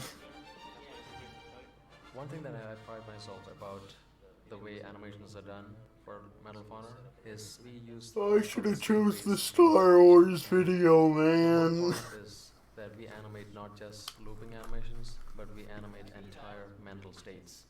And the cool thing is that you'll see different performances by the same character when played different times. So it's always organic. We don't have the same loop action going on, because that's one of the things that totally kills animation in games. Perhaps the area where the animation can be seen most is the pub scene. In Frontline, there's a scene where you infiltrate a Nazi pub, and there are about 20 Look at that Nazis. CRT, man. About 4 or 5 guys playing cards I at love the it. table. There's a couple guys at the bar. There's a couple guards back at the door. I There's miss another having a table of guys CRT. chatting to the side, and then there's a piano player. You can't get past the guards at the stairs until you do a little something to get the piano guy to play a little tune, and you get all the guys singing, and then you can head off to the back of the pub where there's another distraction you cause back there, but you're all weaponless at this point, so there's a little bit of a puzzle there. In your race to capture the Ho-9, you Run, find a character who Nazi! stands above the rest. We're introducing a character named Albrecht von Sturmgeist, and he is the big baddie of the game, and he's the man in charge of the Ho-9's production. And so one of the first things Jimmy is told to do is to track this guy down, and we want him to be a compelling character who's pretty bad and elude to you pretty much till the end of the game. In gameplay, we want to make him feel more like your equal and not like he's so hard that he'll take a bazooka shot to the head. And we really want to get that idea that he's more crafty than he is just, you know, some super badass. You're definitely going to have to use both your brains and your arsenal if you're going to help Jimmy Patterson steal the Ho-9 in Medal of Honor Frontline. Alright, guys. This game, Medal of Honor Frontline, is only for the thinkers. So if any of you guys are one-heads, sorry, can't play it. Only smart people. Chat. Okay, the Star Wars one will be more interesting, right? Cause it's Star Wars in 2002. Copyright claim. Oh fuck me. The music is gonna get me so fucking destroyed. The team from LucasArts has given us an intense space combat game that weaves in and out of the latest Star Wars film. Our goal with the storyline Jedi Starfighter was to tie in the original Starfighter with Episode 2. The game starts 10 years after the original Starfighter ended, picks up with a character that was in Starfighter, Nim, adds in a new character who was in Episode 1, Addie Gallia. According to his personality profile, I remember her. welcome our intervention. strong woman. She was part of the Jedi Council in Episode 1. You would have seen her in the movie. She I did see her in the movie. Pretty fierce.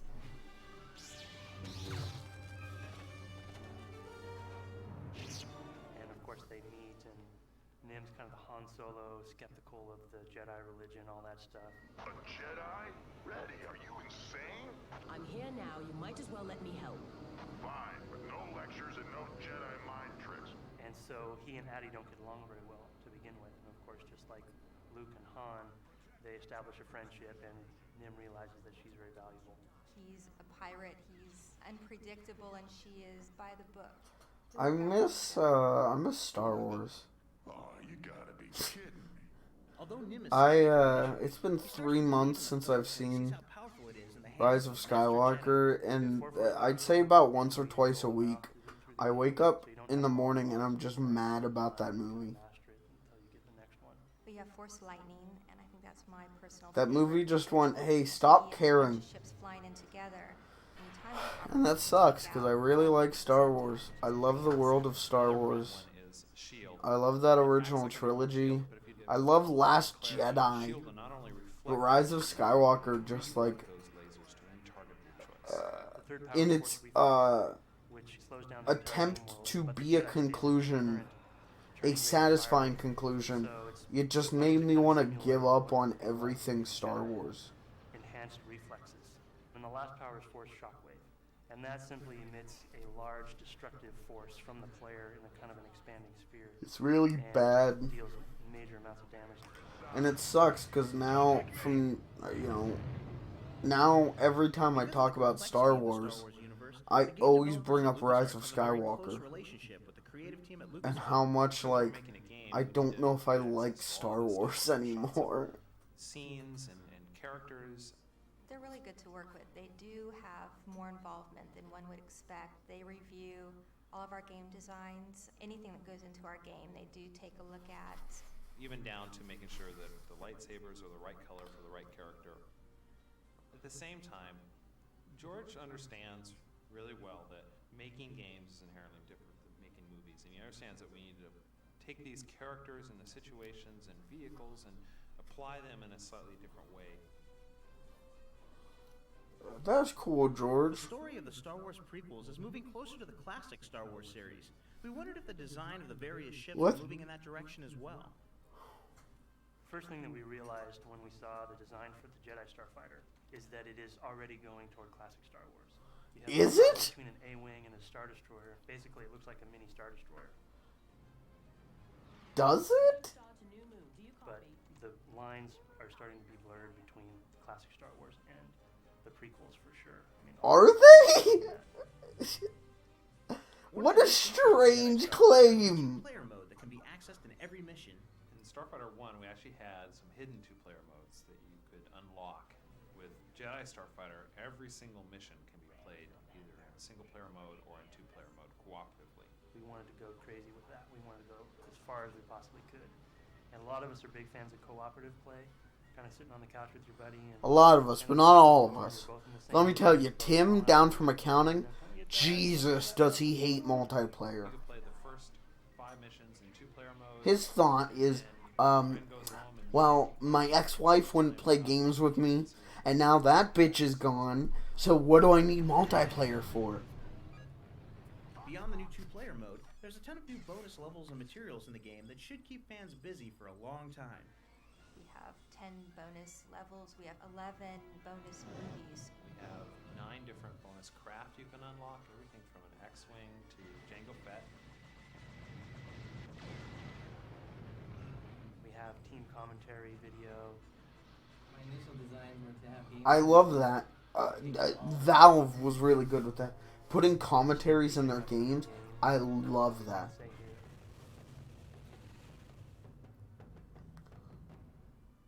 And a bunch of team photos, concept art, all kinds of good stuff. That's gonna be in the game. If you like, I can do it with a little more je ne sais quoi. As you play the game, if you're getting the bonus objectives and you're kicking ass, then you'll unlock all this stuff. So if you play the game good, you'll unlock more stuff. Make you feel like you did it really well. Like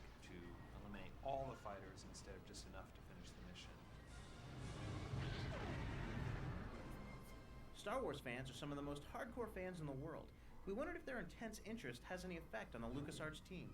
I think when you design a game with so many hardcore fans out there, you know that you're going to get caught if you don't keep things consistent. If you make errors, they're going to let you know. But it's really nice to have people out there who care so much about it. There's a huge responsibility because people love Star Wars. We love Star Wars as well. And we want to remain true to the spirit of it and just, make something really cool. Master Yoda extends his gratitude, Master Galley. That is not... Ooh, they got Kevin Michael Richardson to do Samuel Jackson. That's not a good choice. Remember that it's my system. I call the shots. Of course. And may the Force be with you. That definitely sounded like Kevin Michael Richardson. That's a choice. Well, I think that's everything on this disc, right? We can move on to another one. Let's just double check. Let's do one more check over. Downloads, Borderlands, Cool Moves, The Vault. Yeah, okay. So that, hopefully they're all kind of like that.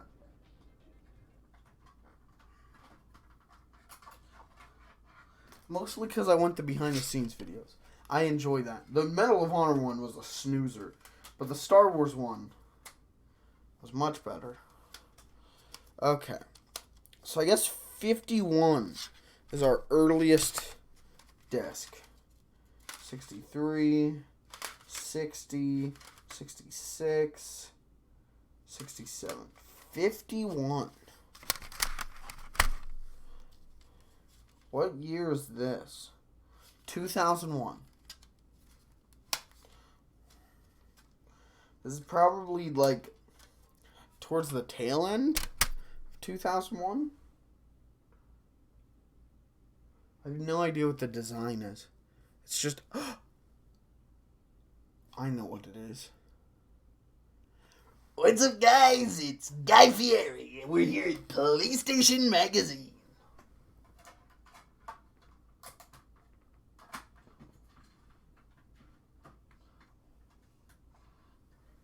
The mayor of Demo Town. That was less Guy Fieri and more Crazy Taxi announcer. Hey, come on over and give it a try. It's Crazy Taxi. They're the same human being, though. Little known fact.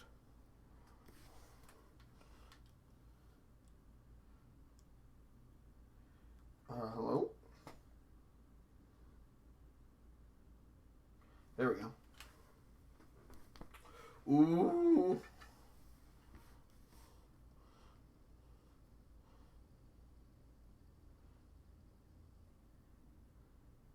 Hello? This one's taking a New York minute.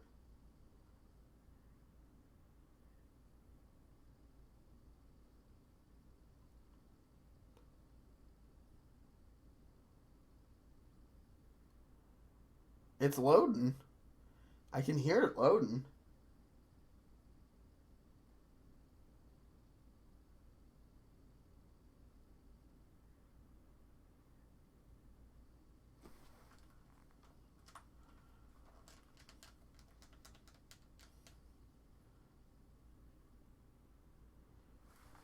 Hello?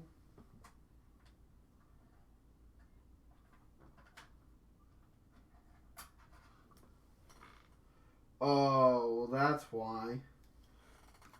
Jesus. Now, I bought these from a yard sale. It's like someone wiped their boogers on the disc.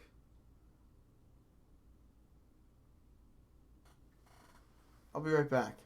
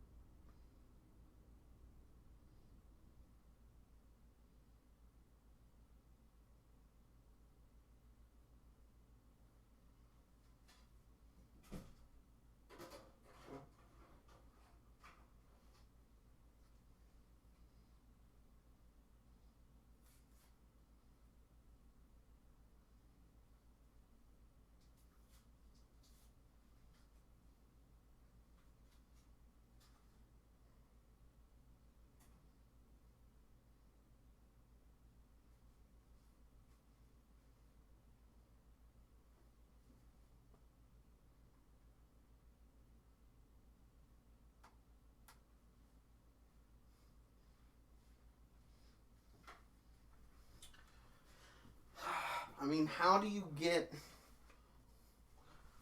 18-year-old boogers off of your game discs? What is the strategy to clean that? I tried the Lysol wipe. Now I'm trying a lens wipe.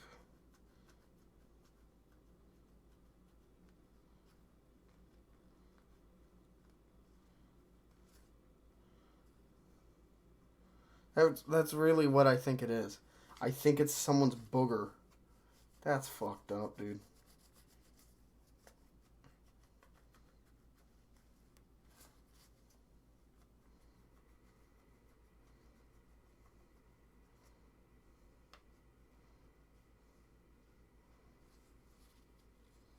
I'm getting it, though. It is coming off.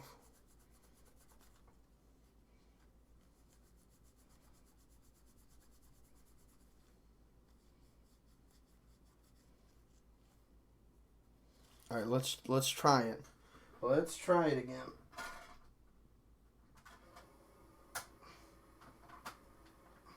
Who would do that? Who would what kind of shitty 2002 asshole would go, oh, that's a big one.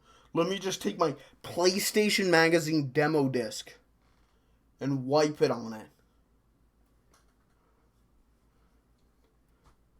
It's like someone taking a book out of the was it the Great Library in Rome or whatever? Just taking one of those books and just wiping their snot through every page. It's fucked up.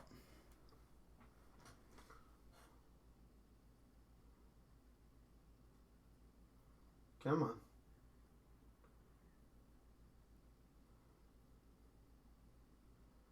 Come on.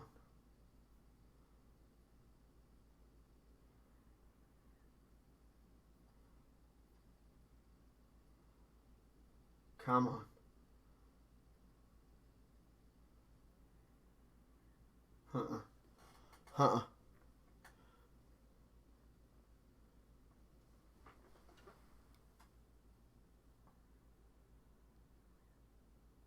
No, I can't read it. It starts up. You can hear it start up, whirling. And then it just stops. Well, I guess we'll never know what's on that disc. I'll try and clean it some other time. Well, what's a 51? We got 63, 60, 66, 67. So I guess 60. Let's check to make sure there's no snot on this one.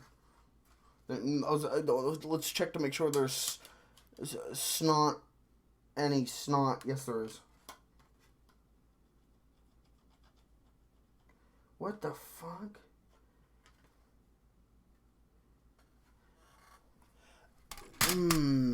I wonder. Let's see if it launches.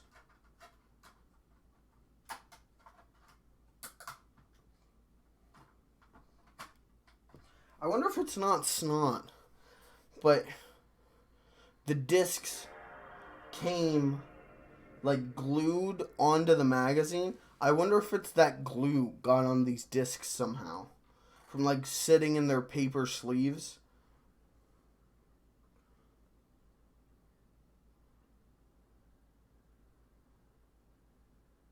Either that or it could be disc rot, which would be really fucking unfortunate. Because I can tell you, In this issue, see what happens when animation powerhouses Disney and Square team up to bring you the fantasy adventure Kingdom Hearts. Go behind the scenes with a development Whoa! Cooper and the Thievius Raccoonus. Lame game, then cool game. The future of online gaming on the PlayStation 2. Whoa! Whoa. And don't forget to check out all the cool moves, downloads, and demos in the vault. We could get a net profit from the stream. We could find something cool to download. Maybe it'll be like, The Lara Croft nude code. You can download that. Hell yeah.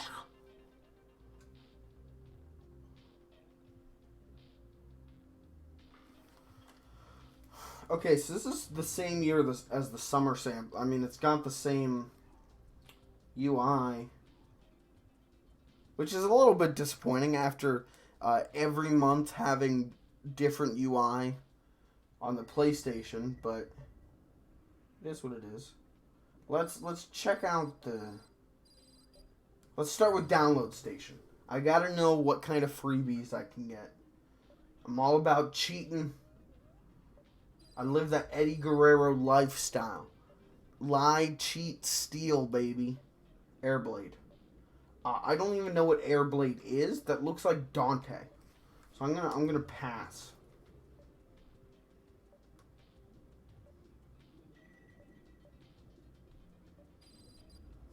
Okay, what's on the bulletins?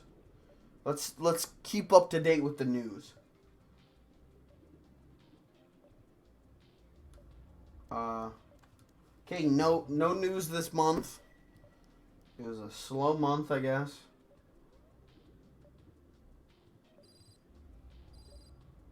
I got what's in the cool mood. What can I learn? How can I get better at these games this month?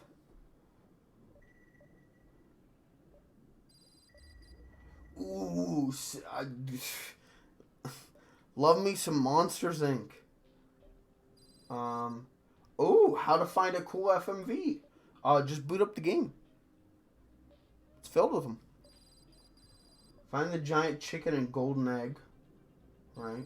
They really like Drac and the Ancient's Gate. I want to see how do you scare the monster mice. I've been stuck on that level for years. I'm going to show you a cool move for the game Monsters Inc. for the PlayStation 2. I'm going to show you how to get all the monster mice in the level Garbage Disposal. That's different. Do a double jump to get to this one, and once again to get to this one. Double jump one more time to the platform up here, and scare this monster mouse right here. Oh. Double jump off here and slide down the cable, and it'll drop down to another monster mouse. Scare that. Oh, I've been doing this wrong for years. See, I've been double jumping over the cable. Trampoline right here onto this moving platform. This is going to take you to the last two monster mice.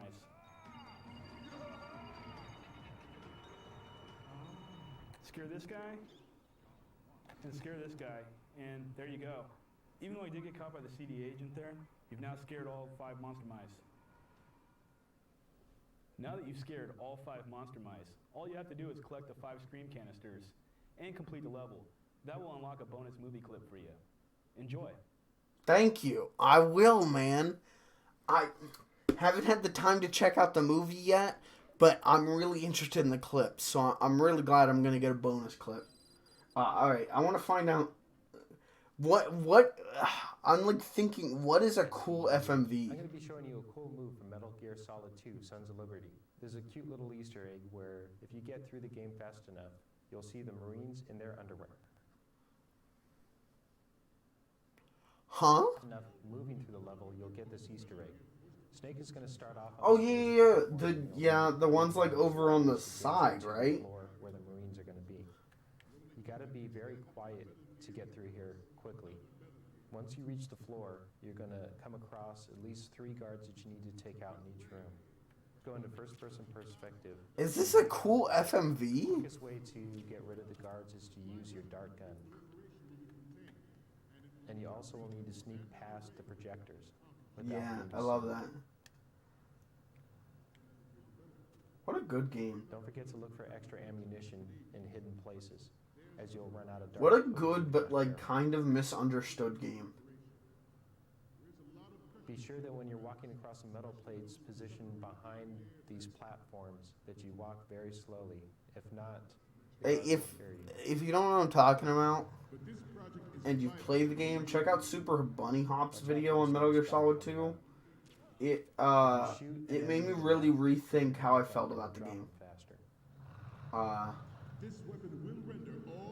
I used to be like, yeah, it's okay. But after that video, it was like, oh fuck, it's a work of art. Oh, it's the artsiest game. Watch out for the moving guards. Also note, there are 2 projectors in this room. When the projection switches from side to side, the Marines will start looking in the direction of the new projected image. Be sure that you're not standing where they're looking. Father, I want to leave a better world for the future generation. As a soldier, I know that is my duty. I really... Each guard has a very set... I thought it was just a guy standing there in his underwear. So if you want to, wait for them to stop. I didn't think there was a whole FMV. Left. Right. Down. If you have to stop anywhere, be sure that you're behind something, just in case everybody looks your direction. If you get through this room fast enough, without being seen, the next cutscene that will play, the Marines will be standing in their underwear. Will they? I mean, I guess we're about to see, right, chat? Bring on the juicy Marine underwear.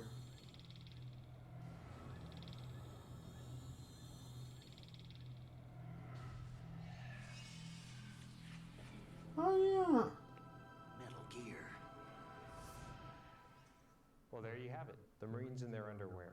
Metal Gear Solid. What is up with these guys from the early 2000s and wearing their hat backwards? Get through the ship level at the beginning of the game, I don't get it. The more likely you're going to get this Easter egg. Have fun with Metal Gear Solid 2. I thought it was a great game.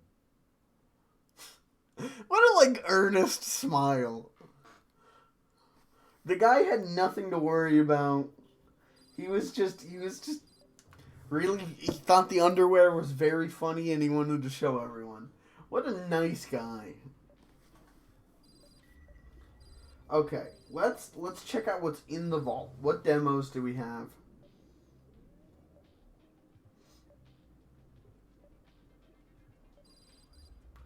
X-Men Next Dimension, not a good game. The Marker Cry, good game. Hot Shots Golf 3, good game. Frequency, I've never heard of it. Medal of Honor Frontline. Sorry, I fell asleep saying that. Time Splitters 2, great game. Trans World Surf, never heard of that game. World Tour Soccer. The Terminator Dawn of Fate. Oh, that sounds like hot shit. Turok Evolution, Need for Speed Hot Pursuit 2. Stitch Experience. There's a lot of demos. There's a lot of demos. Again, this is just my curiosity. I love licensed games because I hate licensed games. They're so very rarely even okay. Right? But when I find a new licensed game I've never heard of, I'm super interested. I guess it's just a trailer again. This looks terrible.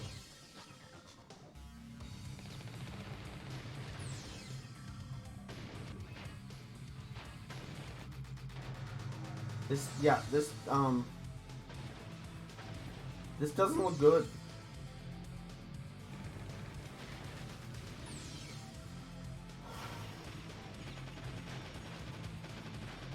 Is it like...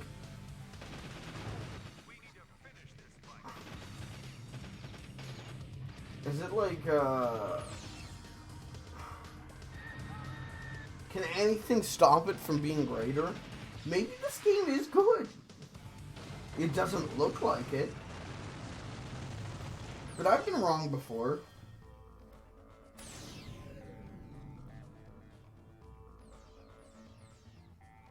Well, someone let me know if that game's good. Oh, it's published by Infogrames. I'm going to put good money on probably not good. But what about Disney Stitch Experiment 626? This looks like it has some cute cell shading going on. I like Stitch. No, this looks bad.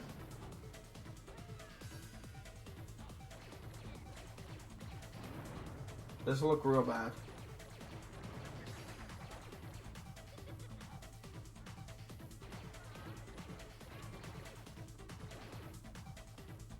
You can't even see. Uh-oh.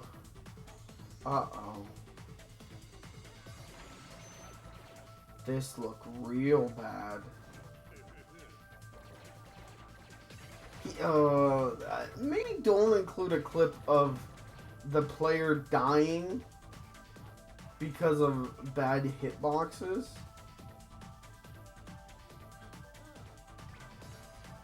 That's just my thought. I kind of dig the aesthetics of the levels, though. Like this, I dig this. But that doesn't mean it's a good game.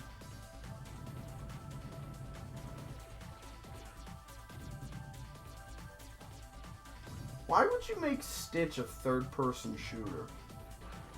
I feel like Stitch would work a lot better as like a Crash Bandicoot style game.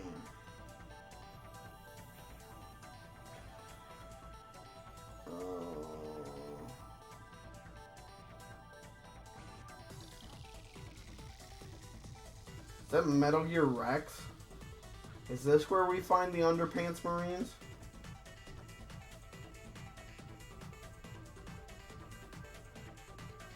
Now, how much Stitch lore do you think is in this game? Do you think if I play this, I'll finally understand kind of like what's going on in Stitch's head? Or probably not. The JPEGs from the movie don't inspire confidence. Is that bullet time? Can Stitch do bullet time? That looked bad. That looked real bad.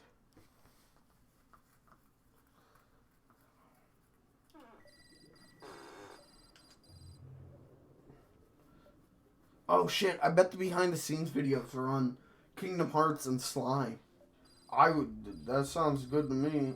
Behind the scenes.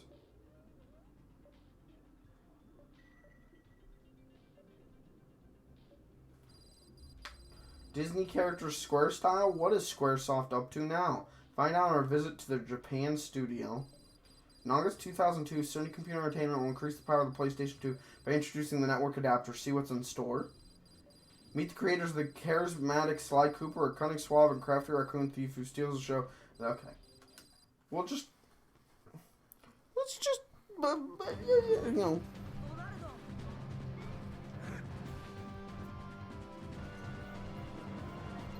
They're two of the biggest names in their fields. When you think of role-playing games, you think of Square. Uh-huh. When you think of animated films, you think of Disney. So Uh-huh. when we heard that they were teaming up to create a new game that combined their strengths, we couldn't wait to find out more. This started out through an elevator ride. So Square's offices are in the same building as our offices in Tokyo. Oh, interesting. I've heard some people saying Square was the initiator. Hey, it's wow. Tetsuya Nomura. Why did I screw that up? The offer came to our producer first. When Sakaguchi-san Wow, and there's Disney were Mickey. talking about vague production ideas for this project, I happened to run into them and heard about it. So I told them that I might have some good ideas. So we started talking about ideas about a Mickey RPG or other types of things, and ideas started flying around. So when we finally got to an idea that we all agreed with, we said, hey, this is great, let's go. And then Square put their, as usual, incredible resources against the title, and came out with magic, I think. God, I would be so much more interested in Kingdom Hearts if Mickey was the protagonist With the sensibility of a Final Fantasy game. and there wasn't like Final Fantasy characters. If it really was just like a fully Disney RPG made by Square, I think I would be more interested in it. The Little Mermaid, Tarzan, and so on. The world of Kingdom Hearts combines those Disney worlds together into one world, as well as some new worlds. If I would express it in one word, it is about heart. The main character Sora travels around the Disney world and discovers its true meaning. What does that mean? No, it's Kingdom Hearts. It means whatever you want it to mean. A character named Sora who lives on a little island and is always aspiring to go out and be an adventurer and see the world and do all kinds of wonderful things. And he does this with two friends of his, Riku and Kairi, and they sit around and they talk about how great it would be to adventure out.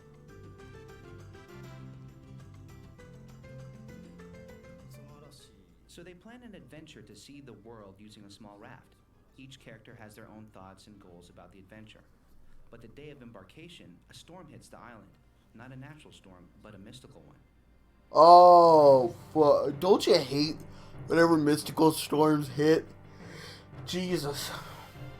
Mystical storm.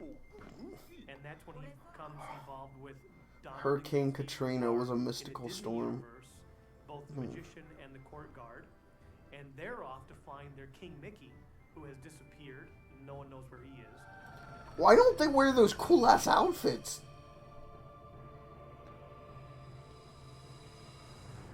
Along the way, Sora ventures through 10 different worlds and meets over 100 Disney characters.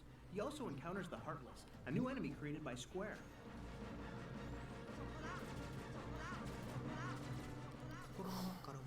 The Heartless are shadows that were originally born from the dark side of the heart. They do not have hearts and attack those that do. Oh, that's why they're called the Heartless. If I express them in one word. Like the name tells you, they do not have hearts. They are enemies that appear everywhere. I wanted to create motion that has never been seen in any other game. They move like bugs or animals. Definitely not like humans. And they have a world that is being sucked dry of resources. So they get smart and they try to suck the resources, the magic and the happiness and the goodness from the Disney worlds. So Sora and our adventurers, Donald and Goofy, go off in order to defeat the Heartless, bring equilibrium back to the universe, and happiness and magic will forever live on. That dude's taking the whole brand boot and is just sucking on it.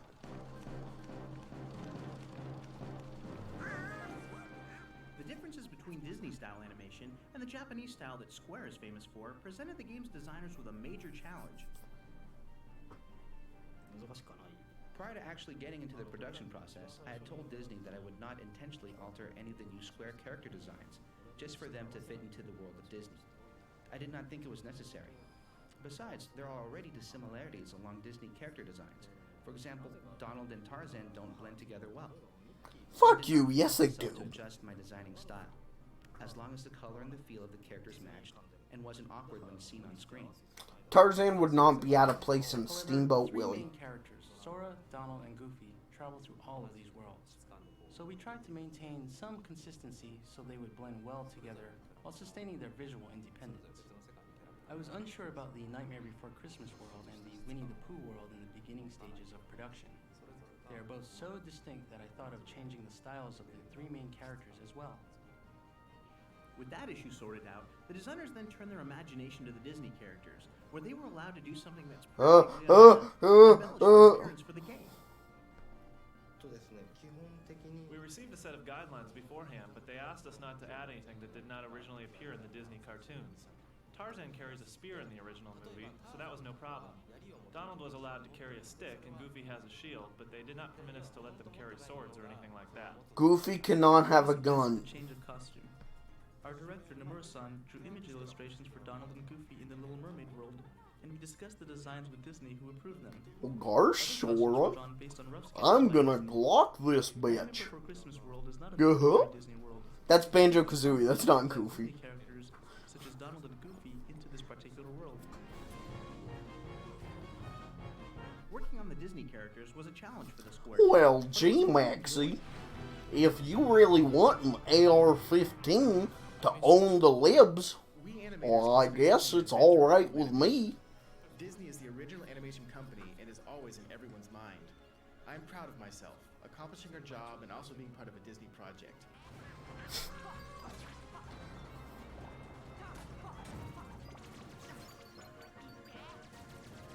Obviously, we have a lot of knowledge as kind of part of the deal of being with the Walt Disney Company about the characters in the worlds, but we tried to share with them. So we had little chalk talks. We connected them with some of the animators from the Walt Disney Company from feature animation and told them a little bit about what the motivation was for the character. Disney offered a class for a day. We learned the basics of how... Only one day. After that, I watched tons of videos since each movie has a different feel. I was watching nothing but Disney videos for 6 months. I studied the characteristics of each character and then delivered them into the game. And I think that's... See, and if he just had Disney Plus, he'd be fine. Well, they animated the characters in 3D. They move just like they're 2D animated in a lot of ways. And so So those chalk talks think really paid off. I don't know, man. I don't think these characters move like 2D characters. I think Kingdom Hearts is really cool in a lot of ways. I think a lot of it is interesting and well done, but I don't think they move like the 2D characters. Right? Like, look at Genie, right? Like, Genie in this game does not move like Eric Goldberg animated Genie. It just, it doesn't.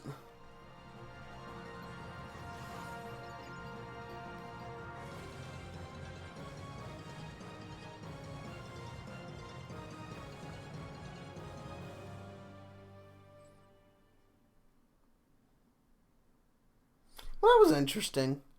Right? It's interesting to see and hear the pre-release hype for Kingdom Hearts. Mostly because, as someone who never grew up with Kingdom Hearts, every time I look at Kingdom Hearts, it's like, what the fuck happened here? How did this happen? There's so much going on there. For, you know, and I think if Kingdom Hearts were to happen today, I don't think it would. You know, if Kingdom Hearts wasn't already a brand for Disney to capitalize on, I don't think Kingdom Hearts would happen today. If there's anything we know about Disney in 2020 is that risks and new things to their brands? What are you, fucking nuts? So I guess we'll check this out. This is the network adapter. I don't know anyone who played like PlayStation 2 online. You know, I knew people who played Xbox Live on the original Xbox, but I don't remember. I don't think I've ever met anyone who played online on the PS2.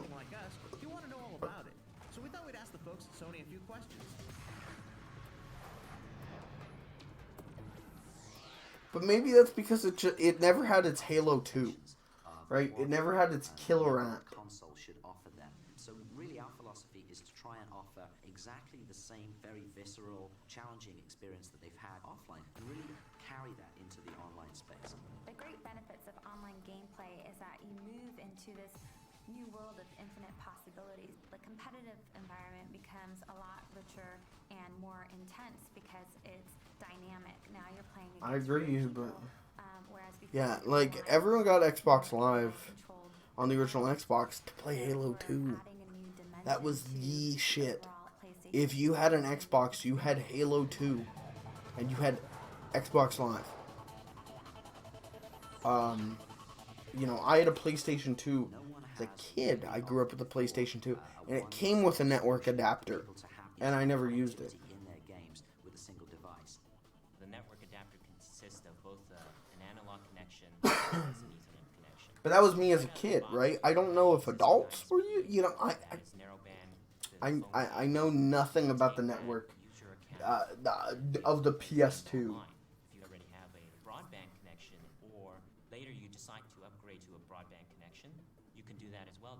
At launch, we want to offer a play-for-free model so all of our consumers can enjoy content for free besides the cost of a retail game, but there are no I wonder associated. What had better netcode. This or Nintendo Online. Nintendo Switch Online. Many of our users have their own ISPs, and we want to be able to give that flexibility that they continue to use their own ISPs and be able to play their games without having to register for a Sony account. We're really offering the consumers the maximum amount of choice as to how they access the content and the kinds of content that they want to play. I want to play...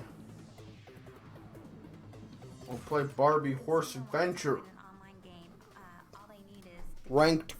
Once you connect to the internet using your PlayStation 2, you will go to a lobby that's individual to that particular game. Nothing. If you take frequency, for example, you would enter the frequency lobby and you can see who's online and who's playing, and you could choose to either join a game or host your own game. That's kind of cool, being able to see who's all playing it. That's interesting. At launch, the games that Sony will have available are Twisted Metal Black Online,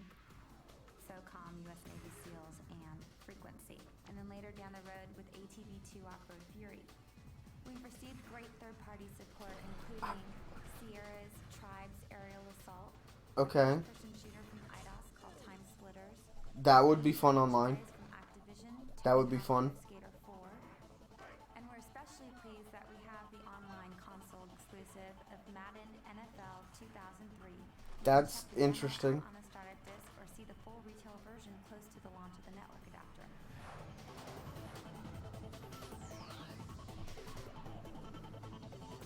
One.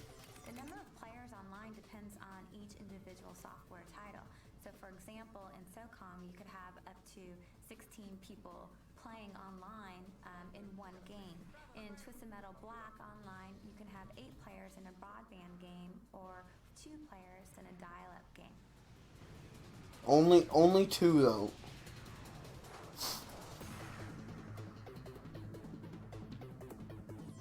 Of course, a very important feature is text chat, The- but we also have voice chat, being able to communicate with the other player. That frequency seems like a lot.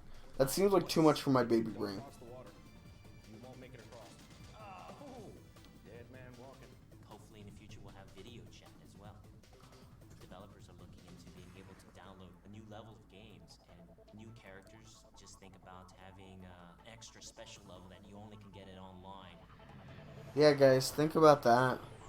What if you had to like pay for that I level? really think that the tremendous opportunity is to really That would be crazy, guys. at the heart of a new broadband experience for the consumer that will comprise much more than just video games and online gaming, but also will involve movies and music and the ability to download photos, to create photo albums, and be a complete online entertainment experience. I use my PlayStation 2 for photo albums. Well, they have that with the PS3. Interesting. Photos and photo albums is a big part of the PS3. How interesting. Huh.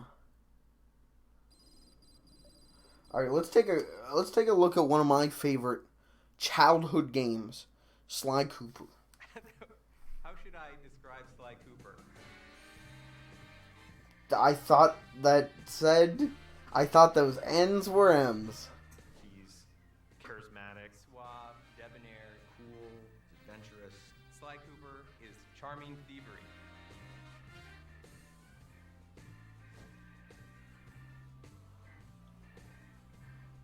We started with the idea that we wanted to do an action game where the primary character was a thief. We very early on wanted to make a game that looked The actual like development of Sly 1 and Sly 2 and even Sly 3 is really fucking interesting. I recommend looking up stuff about that. The beautiful art style and lush, very, very lush. Like especially the jump from Sly 1. When you actually Well, like Sly 1 was such a like we don't know what we're doing, and then it like kind of started to come together. But going from Sly 1 to Sly 2, where they just like reinvented the game, was it's really interesting because it's really impressive. You're gonna have to learn how to do a lot of things in a stealthy way. The designers, I think, have done a wonderful job of giving players the experience of sneaking and being a thief, and at the same time making the designs accessible to people so that you don't need to be a super gamer in order to play it, although there are tons of things that are in the game for those people. The genre is such that you have to really excel in every single phase of the game. You can't just have great art, you can't just have great code, you can't just have great characters, you gotta have it all. Sly is cool, he's collected, he's adventurous. Sly is... That guy's wearing a turtleneck and a leather coat. Badass, dude. 2002 was a cool year. Sly Trilogy. Absolutely amazing games. I wish the things that Sucker Punch went on to do interested me. Same with Insomniac. Insomniac still did Ratchet and Clank games, and they're good, but didn't they do Killzone? And Killzone doesn't interest me at all. You know? And Sucker Punch did what? Infamous? Those games don't interest me at all. I mean, even as a young boy, the Uncharted games didn't interest me at all. And if the Uncharted games didn't happen and Last of Us came out, I don't think I'd be interested in what Naughty Dog was doing now. I like Last of Us fine enough, but I'm not huge on it like everyone else is. More power to you if you are. I know that game's really important to a lot of people, and I like it. I think it's good. I'm just not crazy about it in the same way I was for Uncharted when I played it finally. I love the Uncharted games. They're what I like from a game, which is this is an experience I will never be able to have. This is so outlandish and big, I'll never experience this. And so I like them for that. I like games for that. And I know, like, oh, Last of Us, oh yeah, Mike, you're gonna fight zombies? No. But that game, the core of that game is, this is my surrogate daughter. Do I take care of this girl? You know, it's a human story at heart, which is good. But maybe that's not always what I want from a game. Also, that game's really stealth heavy. I think that's my main complaint. I don't know why I'm making this out to be a issue with the story. The story's the best fucking part of the game. It's that the game has stealth, and I'm not good at stealth because I'm not super interested in stealth. Even like Metal Gear Solid. I love those games, but if those games didn't have the charm that they do, I wouldn't like them as much. Stealth just isn't for me. I like Sonic games, so yeah, stealth isn't for me. So I had some issues with Last of Us, but those were my own issues, and that game is pretty damn good. Well, I don't have any like kind of cool big finale, but I think I'm gonna put a pin in it tonight. I think I'm gonna get ready to hit the hay. Tomorrow night we will be doing the, in theory, final Wander Song stream. I'm going to be doing more of this. I don't know when. And please tell me if you want to see more of this. Please let me know. So that I know that more than just me is interested in it.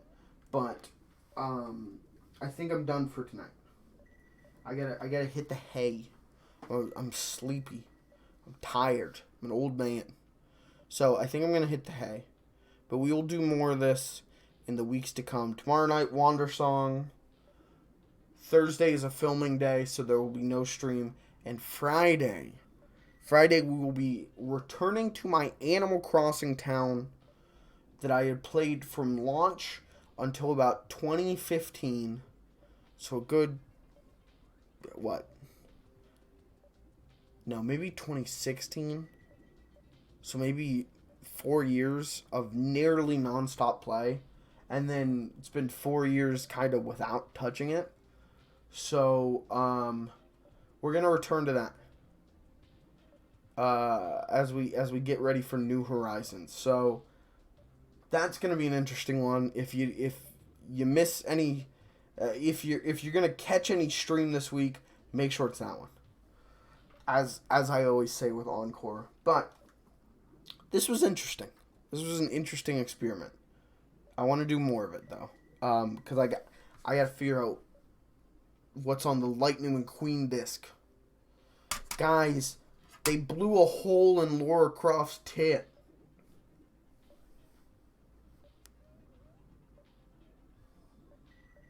I could probably put my penis through that. Good night. Then check this out.